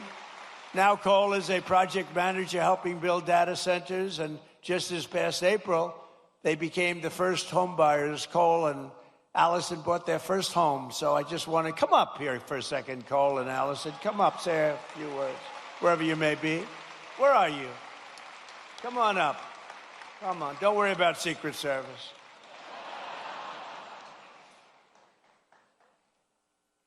We've had people come up. One of them almost got beat up.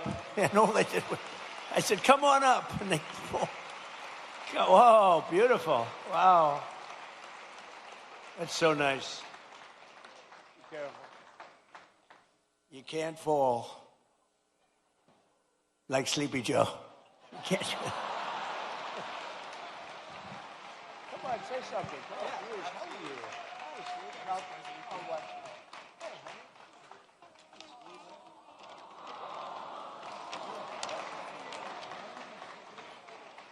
Thank you, Mr. President, and the White House staff for allowing my family to be a part of this special event. It is truly an honor. Thank you, Mr. President, and your administration for the hard work and commitment that that made the Trump account possible. As a father, it's encouraging to know that our children's future can begin with an investment from day one. To every eligible new parent, I encourage you to take advantage of this opportunity by opening a Trump account for your child and continuing to invest in it each and every year. Mr. President, thank you for your continued commitment to investing in American families. And on behalf of my wife and me, thank you for providing our children with a greater opportunity to pursue and achieve their American dream. Thank you, and God bless America.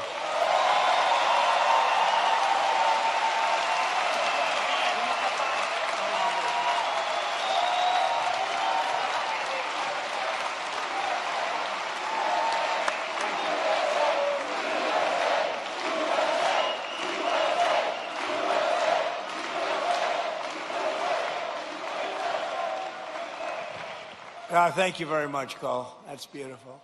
Also with us are Dean and Gabrielle Fungawing and their 4 children, Elise, Jude, Isaiah, and Talia, who also have been very proudly members of the Trump accounts. And Dean and Gabrielle are both entrepreneurs who believe in teaching their children the importance of self-reliance. And it's happening. You know, people are watching the market now. They're watching how are the stocks doing, how's it going, and they're only going up, it looks like, and we're going to keep it that way. So Dean and Gabrielle, come on up for a second, please.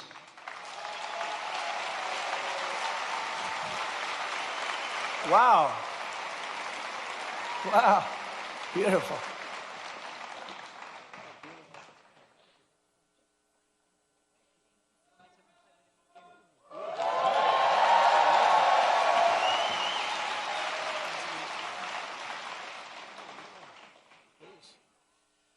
Well, Mr. President, thank you for this honor. My American story began when my parents brought our family from Suriname to this city in 1990. We attended local schools and college right here in Georgia. And in 2008, my wife and I lost our jobs just before learning we were expecting our first child. A friend taught me the appliance repair and service trade, and it changed our lives. Together, we built a company serving over 55,000 homes across the city. And then she fired me and made herself CEO. Later, I founded a technology startup, and that patented technology, along with our team, protects millions and millions of square feet of commercial real estate from water damage. Standing with me today are my wife and our 4 beautiful children. We opened Trump accounts for each of them, and because investing in the next generation strengthens the fabric of America. Thank you. Thank you, Mr. President, and God bless America, and God bless you. Are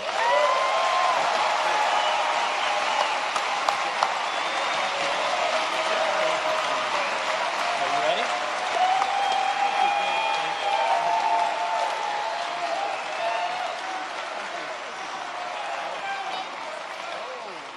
She made that for Kai.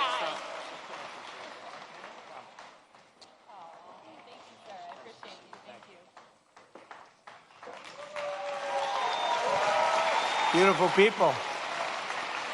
Well, thank you all. Appreciate it. But while our administration is lifting up the next generation with the power of freedom and American capitalism, proven all over the world when it's done right, it's not always done right, but when it's done right, there's nothing like it. The radical left is actively trying to destroy our children's future with the disaster known as communism.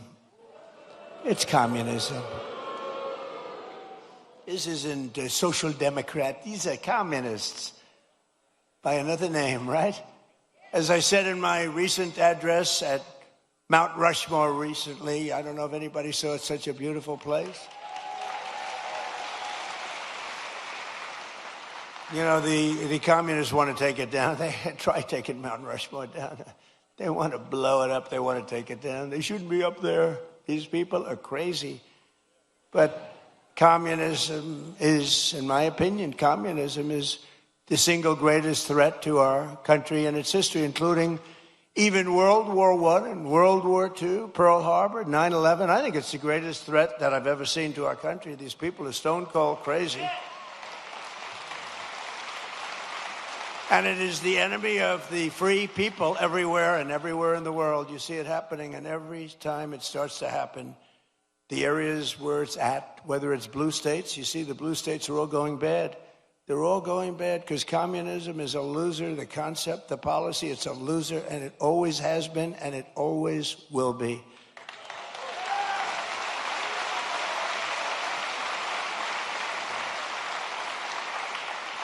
And, you know, they want to give everyone everything away. You want free rent? You want free house? What they don't say is in a year from now, there'll be absolute squalor, turmoil, and death. And that's the way it's happened all the way. It goes back thousands of years by different names. But that's the way it happens all the time. It's squalor, it's poverty, it's death, it's destruction. And that's why we declare again today that the United States of America will never be a communist country.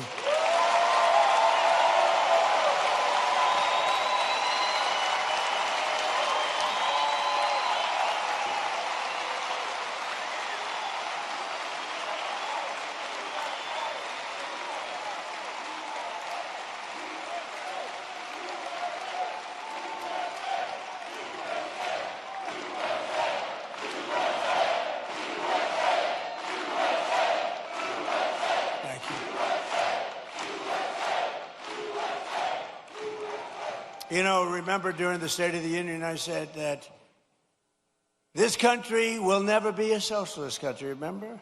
And I was right. They skipped socialism. They went right to communism.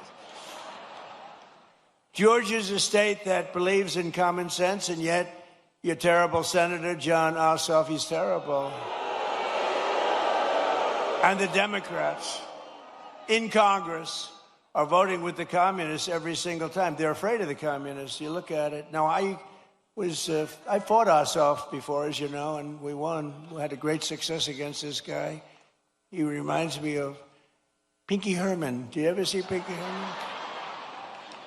John Ossoff and the congressional Democrats voted against securing our border. They voted against our massive tax cuts that you have. They voted against the Trump accounts for your children. They want to raise your taxes by a lot, not lower them. We lowered your taxes. We gave you the greatest tax cut in the history of our country twice now. And they want to raise your taxes substantially. You know, I've been watching politics. I've been involved in politics in the other side, you know, for a long time. I've always found it interesting, fascinating, important. But I've never seen people say, ever, it's always politicians. I've watched great politicians. We will lower your taxes. They will always say, we will, even if they didn't mean it. They'd say, we will lower your taxes. These people say, we're going to raise your taxes. I've never heard it before. It's a new phenomena. It's a phenomenon. They voted against no tax on tips. They voted against no tax on overtime. They voted against no tax on Social Security for the seniors. They voted against voter ID. Can you believe that?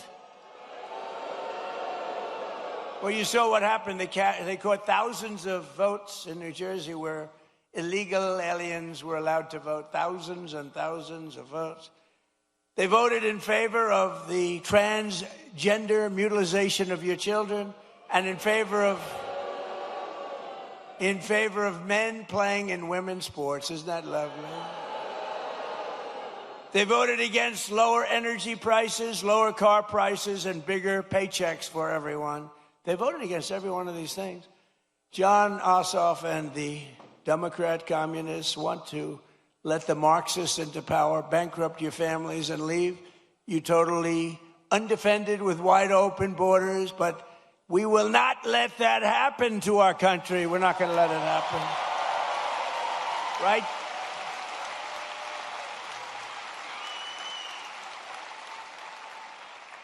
So it's a very appropriate thing because I watch this man run, and he's really phenomenal, actually. Because I like the other side, too. I was a big fan of the other side, too. Two good men, frankly, but I watched him run, and it was amazing what he was able to do. Very, very successful guy, and he decided he wanted to be governor because he thought he could do some really incredible things for this state, more so than have been done. And I'm very pleased to be joined today by a true champion for the people. He just won. Georgia business leader Rick Jackson, who I'm told has a big announcement to make. I don't know what this is. Come on up here, Rick.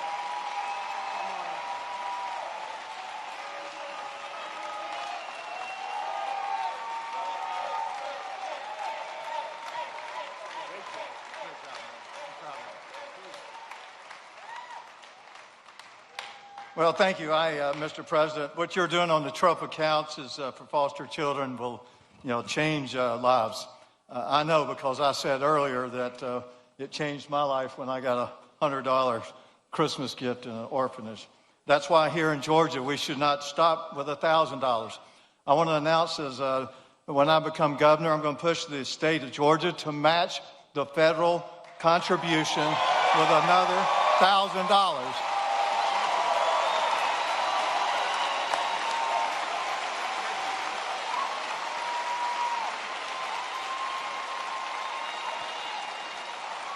And I believe our legislature will approve that. If they don't, I will personally donate it myself.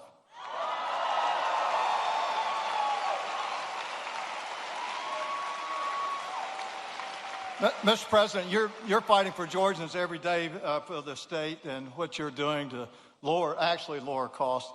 Media does not report this, but Every day, President Trump is bringing an unbelievable amount of business solutions to government. Let me give you an example. Not long ago, I was meeting with Susie Wiles, who, in my opinion, is the best chief of staff in the modern history. But we were talking about America's antibiotics supply chain.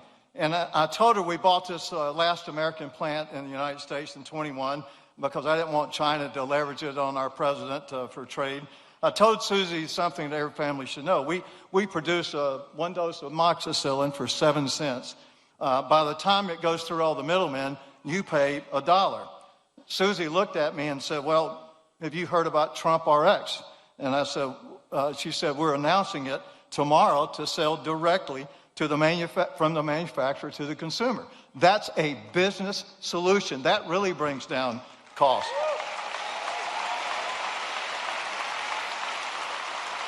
When we bought this manufacturer of antibiotics, we wanted to change the name to U.S. Antibiotics, which I thought was a good name. So it took the Biden administration 7 months to approve our bottle logo where it had been for the entire 35 years. Then, last summer, we wanted to bring out for our kids amoxicillin extended release. Under the Trump administration, we applied to have a new drug that hadn't been here in 25 years. Under his administration, it was approved in 60 days. 60 days.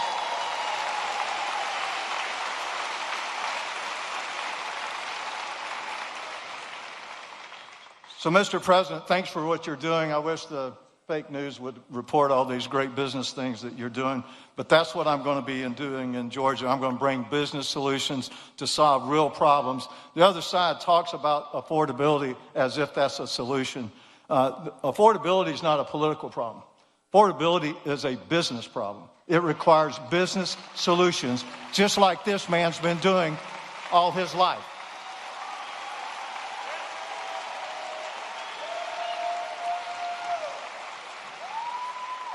My opponent wants to cut down businesses and cancel them just because I visited a restaurant. Well, that's just wrong. We are not going to do that. And I'm going to make sure that Georgia is the best place to do business and reduce affordability to the lowest it's ever been. And I'm going to be this man's favorite governor.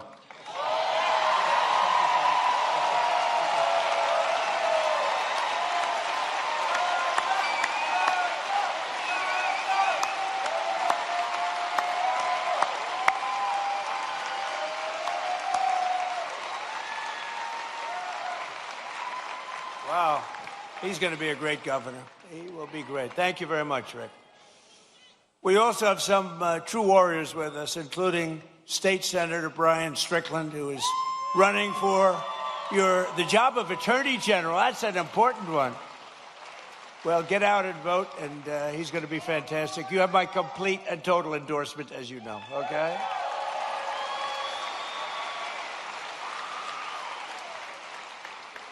And State Senator Greg Dolzwall, and that he is a fantastic guy who's, as you know, running for lieutenant governor along with Rick.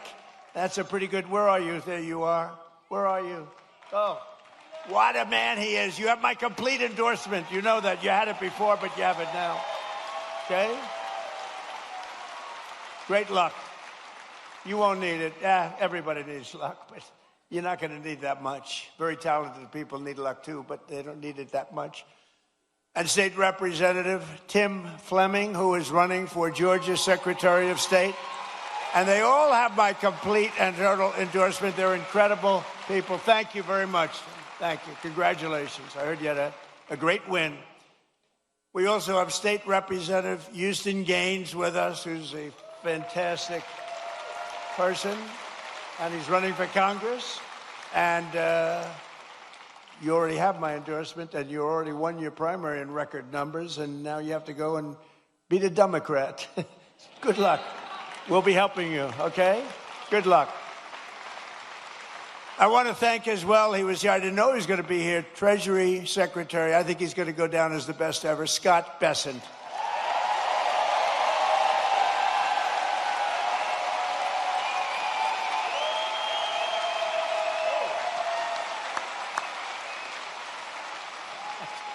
That's good, Scott.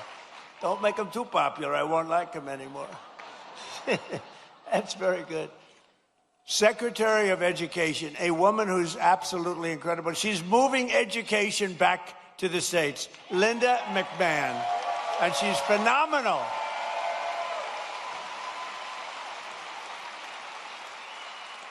She's getting it back to the States so the parents can run the education. And I met your school board people. They were really great people, but you know, they want to work with the parents, and that's what we're doing. And Linda, you are doing some great job. She's moving it back.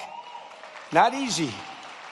Not easy. That's years and years of turmoil that went trying to do it. She just gets it done. This woman is incredible. Thank you very much. I appreciate it. Another great person and great administrator, a woman who's really smart. Everybody loves her. Everybody respects her. And she runs a thing called small business, but small business, when you add it all up, is probably bigger than any bank in the world, right? Kelly Loeffler, and you're here with Jeff. Jeff, stand up.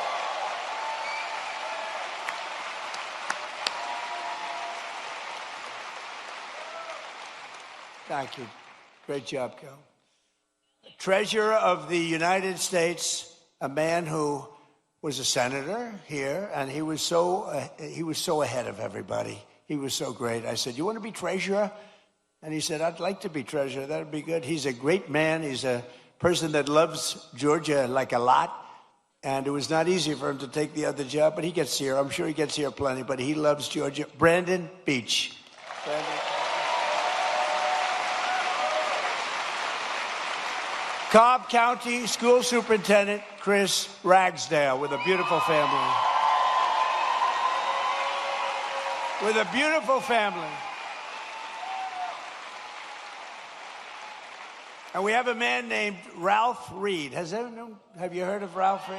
Ralph Reed. He is a man that, with his group, a great religious leader, maybe the greatest religious leader, but with his group, is it 10 million doorbells you hit? And this was certified stuff.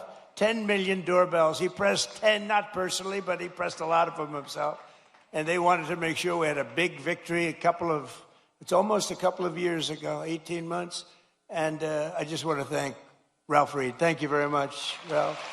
Thank you. Great job. Great leader.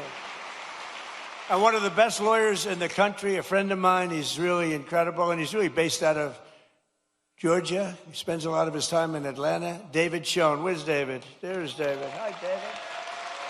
He's a great lawyer. You got a problem, go to David. Thank you, David. And Alveda King. So Alveda was with me from day one. Where's Alveda? She was with me. She was with me from day one when it was not at all fashionable. She was taking more grief, Alveda, but she knew what she was doing, and now she's like the queen of the world, right? Look at her. Thank you, darling. We appreciated it. You always like those people when it wasn't fashionable, like Front Row Joe's. It wasn't fashionable, like the ladies from North Carolina, which maybe it wasn't fashionable. Well, they had a good time at least. But these are great people. Thank you all. Thank you all. Great group. And you guys get yourselves elected, please.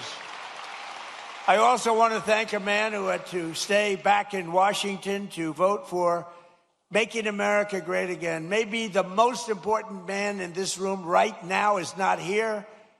His name is Mike Collins, and he's going to beat Pee Wee Herman.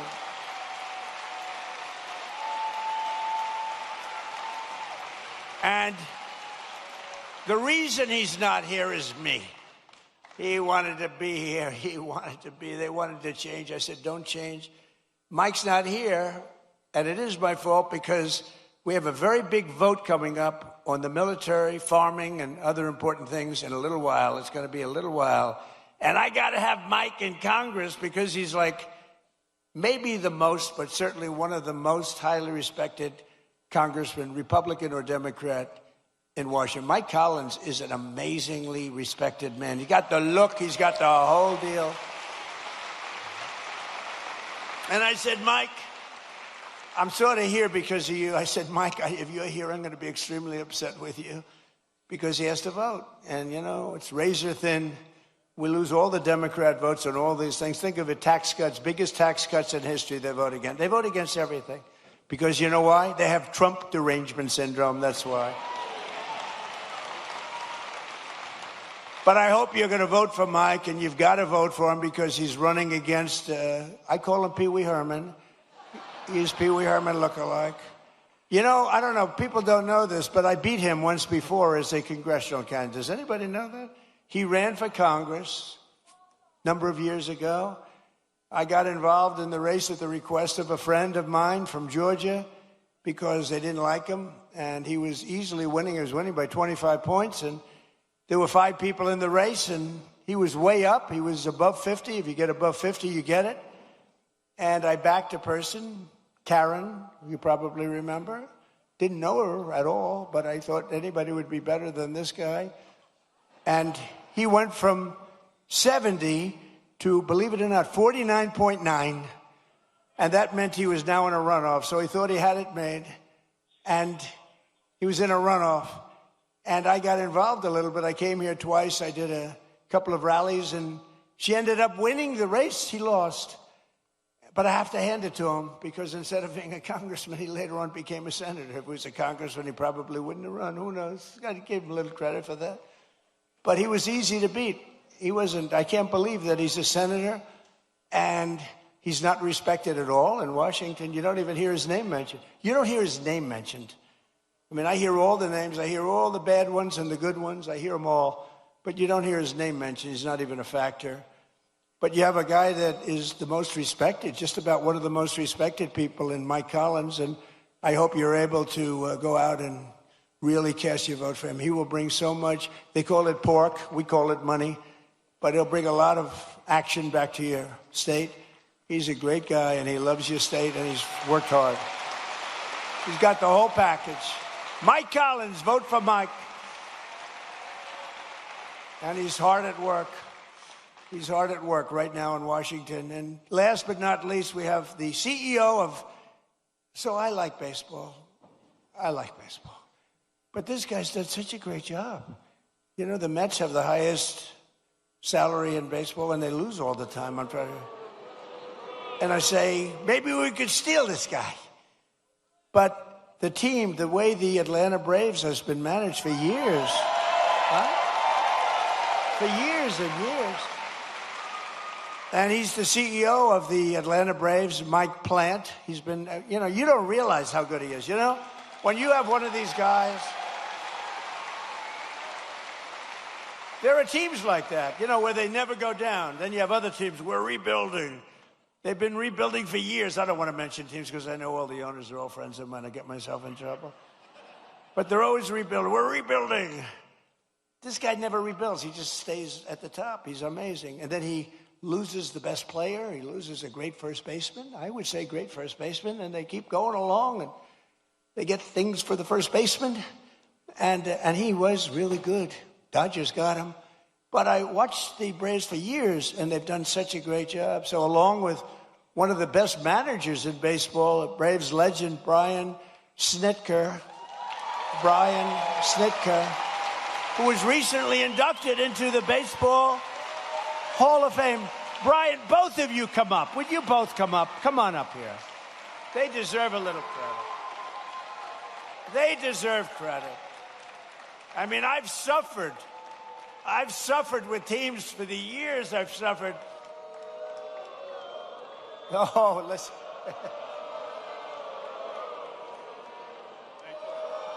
They say you're not allowed to do that. Do it.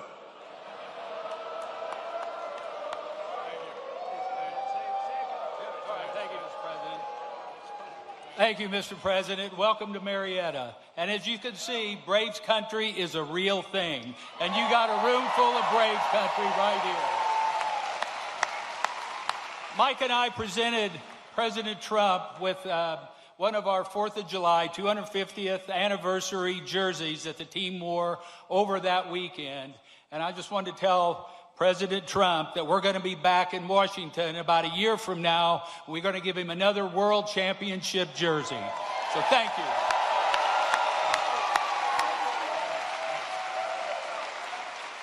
Well said, Snit. Mr. President, I just want to say when you're done throwing four-seam fastballs for the United States of America, come back and do it for the Atlanta Braves. Thank you.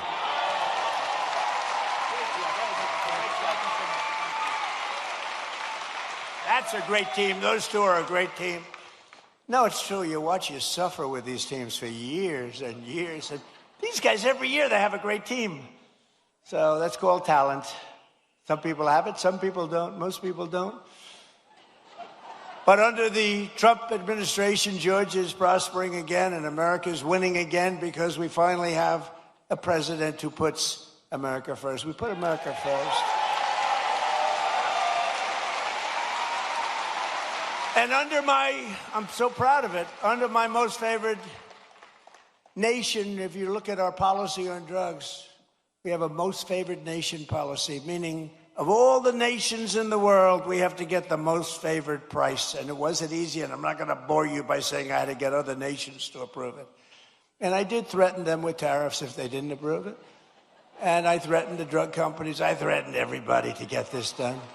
And no other president even tried because they said it was impossible to do. But we're delivering the largest prescription drug price cuts in history by a difference of 400, 500, and 600% reduction. So for decades, Americans paid the highest price for prescription drugs anywhere in the world. We were the highest price anywhere in the world. And now we're paying the lowest price anywhere in the world. And that has a huge impact on your healthcare costs, really on everything. I'm very proud of it. Everybody said it couldn't be done. No other president even tried it because you had to get the drug companies, which is tough, but then you had to get the other nations to approve it, which is even tougher. So all you have to do now is go to TrumpRx.gov and you're going to get drugs for prices that you never believed. I mean, prices where they're 80%, 70%, 60%, 90% in one case I saw, lower. So go there and just get your drugs and at a minimum price them out and go to your store and see if they can match it. But I don't think anybody's going to match them. It's been amazing. Think of it. We went from the highest price 1 year ago, the highest price drugs anywhere in the world, like the fat drug. It cost, think of it. Think of it. It cost $1,400 in New York, and in London it was $87. Okay, I told you I have a friend of mine. He's fat as you never saw a guy like this. He's a very smart guy. Scott knows him very well. He's a great businessman, but highly neurotic, always eating. Eating, he does two things. He eats and he makes deals. And the eating he's not good at, other than quantity. But the making deals, he's very good. But he called me up because, I buy this fat drug. And now he calls me Mr. President. He used to call me Donnie. Donnie, I buy this fat drug. And in New York, I pay $1,400. And in London, I just paid $87. They say, you're so rich, how do you even know? He said, I don't know. My people told me that. And so he said, I went out and I had it checked. And it was from the same exact company, the same plant. It was actually made in the United States, the same everything. He said, what the hell kind of a deal? I'm paying like almost 10 times as much. I said, that's the system. But it really awoke in me. And I said, I got to do something about it because he's right. A pill that will sell for $10 in London or in Munich, $10, is selling for $100 or $120 for a pill in New York City or in Chicago, Los Angeles, or any other place. And I said, we got to do it. It's unfair. And I called up the drug companies, and they fought me, and then they said, you're right. They had all sorts of excuses. Well, we have to do research. I said, well, you're doing research for other countries too, right? So they finally gave in under very, very tough time for them. And then they said, and they gave in because they never thought I'd get the countries to do it. And I called up France. I started with Emmanuel Macron. I said, Emmanuel, you must raise your drug price. Oh, Donald, why would I do that? Because we're paying too high, and you're paying too low, and we're going to meet somewhere in the middle. No, Donald, I will not do that. Yes, you will. No, I won't, Donald. I will not do that, Donald. I said, yes, you will. And then finally he said no. I said, here's what I'm going to do. I'm going to put a 200% tariff on every bottle of wine and champagne coming out of France. And he said, Scott was there, and he said, Donald, it would be my honor to do that. And we got France, so we got all of them the same way. That's too complicated. But we got it, and now we have favored nations, and we pay the lowest prices anywhere in the world from the highest prices. And that alone should win us the midterms, but it's not going to be that easy with the cheating and everything else that goes on. So make it too big to rig. Remember my statement, too big to rig, make it too big to rig, and watch those machines. Every day we're liberating our communities from the scourge of migrant crime. In nearby Clayton County, Georgia, federal law enforcement recently charged an illegal alien murderer from Mexico who shot a man in the torso and then shot another twice in the heart and the head. In Bullock County, ICE arrested an illegal alien who sexually assaulted an 11-year-old girl and held her 10-year-old sister at knife point for 1 week. John Ossoff and the Democrat communities, they voted to defund ICE and leave Georgia families at the mercy of the monstrous criminals that we're getting out of here. We're getting them out at record speed.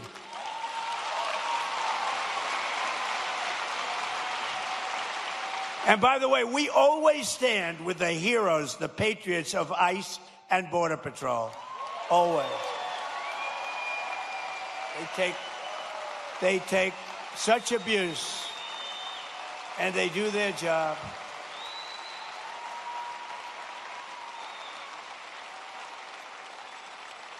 And our strong borders are really, it's a policy of helping to bring down the cost of living. It really is. It's under Biden, over 60% of the increase in housing rental. The rental cost demand came from the flood of illegal aliens coming into our country. The government would pay thousands of dollars a month for apartments for illegal aliens. But for our warriors, for our ex-servicemen, for people that served in our military for 20 years and 25 years, and then they couldn't get into an apartment. They were living in the street. They didn't do anything. But they took care of illegal aliens, paying thousands of dollars a month in some of the most luxurious hotels in the country. It's crazy what they were doing. It's crazy. But thanks to our policies, the cost of rent is now down by more than 10% in a short period. In the Atlanta area, compared to the peak of the border invasion. I mean, these people were occupying all the apartments that the government was paying, and they were never going to be great. They were never going to be, remember the word I made up, the caravans. They came in thousands and thousands came by caravan, and many murderers were in these caravans. To stop the massive theft of taxpayer dollars, including by the millions and millions, we have launched the war on fraud, led by Vice President J.D. Vance. He's doing a great job. We ended Medicaid for illegal immigrants, and we redirected $50 billion to make the largest investment in rural health in the history of our country. You're getting hospitals built in areas just like this that the Democrats would never do it. Number one, they said that's Trump country. We're not going to do anything. They wouldn't spend because we did. We got tremendous votes. In your whole state, we got tremendous. We won in a landslide. In just 18 months, we've turned this country around like nobody's ever seen before. Think of it. Our border is secure. Jobs are up. Inflation is way down. Factories are opening. Investment is pouring into our country. I told you, $19.2 trillion. Our military is more powerful than it has ever been before by far. You see that. Venezuela, Iran. America is back. It's stronger than ever before. And I'm telling you, it's only going one way. It's going up. As long as we keep our current thinking, our current system, it's going up. If you go the other way, nothing ever succeeds. I made the statement once, with communism, everything turns to shit, okay? It's true. Terrible thing. It's true. My wife hates it when I do that. She said, you were doing it so nicely, and then you had to use a foul word. You know, Franklin Graham wrote me a letter. President Trump, I love your speeches. I think they're great. But, sir, if you wouldn't use foul language, the speeches would even be better. And I wrote him back. I said, actually, frankly, they wouldn't, you know. Because there's like no word that can replace that word with respect to the subject matter that we're talking about, right? But that's all right. But I try hard. I try hard to keep them clean. But it's true. With communism, everything turns. With the help of our Republican majorities in Congress, we will crush violent crime, impose harsh new penalties for dangerous repeat offenders, crack down on Marxist proxy. Oh, these prosecutors are so bad. They're so evil, what they do. And the rogue judges, you don't have a chance in front of these people. If Obama puts in a judge, I don't care how good your case is, you barely have a chance of victory. And nobody suffers it like I do. I get an Obama judge. First thing, who appointed the judge? Barack Hussein Obama. Oh, that's a problem. And we will end no cash bail. The real bad stuff, these guys, they get out, they kill somebody, they're let out, they kill somebody the same afternoon. We will pass the Great Health Care Plan. It's called our Great Health Care Plan. That's the name of it, to stop all payments to big insurance companies and give the money directly to the people so they can buy their own health care, which will be much better, and you will save a lot of money.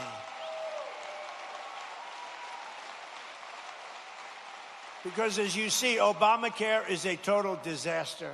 It's been a disaster. It's gone up through the roof. It's a total disaster. We want to spend the money. We want to give you the money directly. Buy your own health care.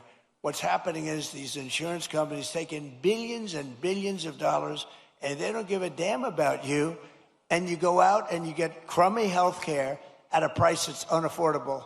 So we want to give you the money, and you spend the money, and you go around and negotiate. You're going to have money left over, so much better, and you're going to have much better health care.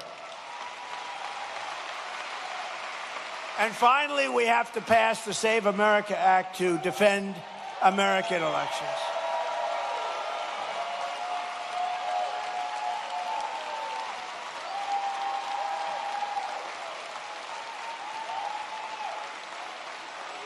And I have to say, Mike Johnson and Congress have done a great job, but we're having a hard time in the Senate. The Senate, what they're doing is it's just not right. Congress is going to pass it again. They passed it 3 times. They're going to pass it again. It's like the Senate is a place that you send things when you want them to die.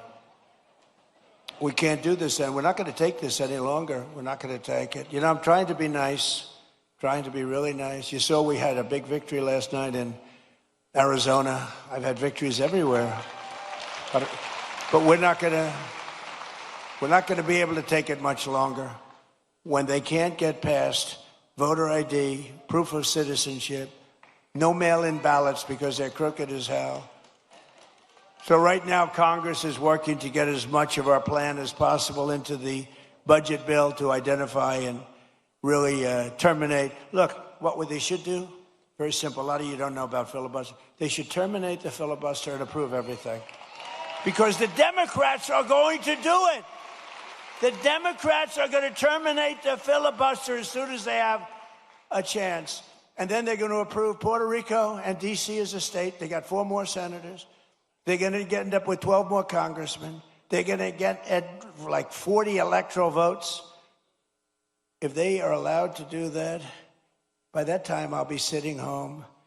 And I'm not a big crier. I don't think you want to see me cry, you know? There are some people, they do very well when they cry. But you don't want to see me cry. But I may be crying when I'll be sitting home and I'll say, I told them they got to really terminate the filibuster, get everything approved right away. Because you're going to have a stoppage. You're going to have a stoppage in September. The Democrats won't approve everything. They become deranged, like deranged Jack Smith. Remember that deranged sick puppy? They're deranged, and they won't approve. You're going to have a shutdown in September.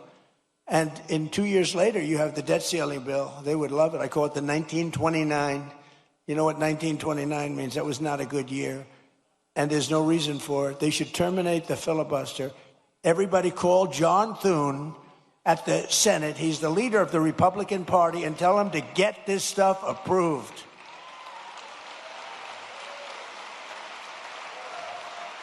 So we're fighting so that all voters must show voter ID. We're fighting so that all voters must provide proof of citizenship, okay? And also the no mail-in ballots, very important. And we're doing exceptions for illness, disability, military deployment, travel. If you're away and you have problems, we'll be very easy on that. Look, if you're away, if you're in the military, you want to vote, we want you to vote. But we'll also enshrine in permanent law no men in women's sports and no transgender surgery for your children.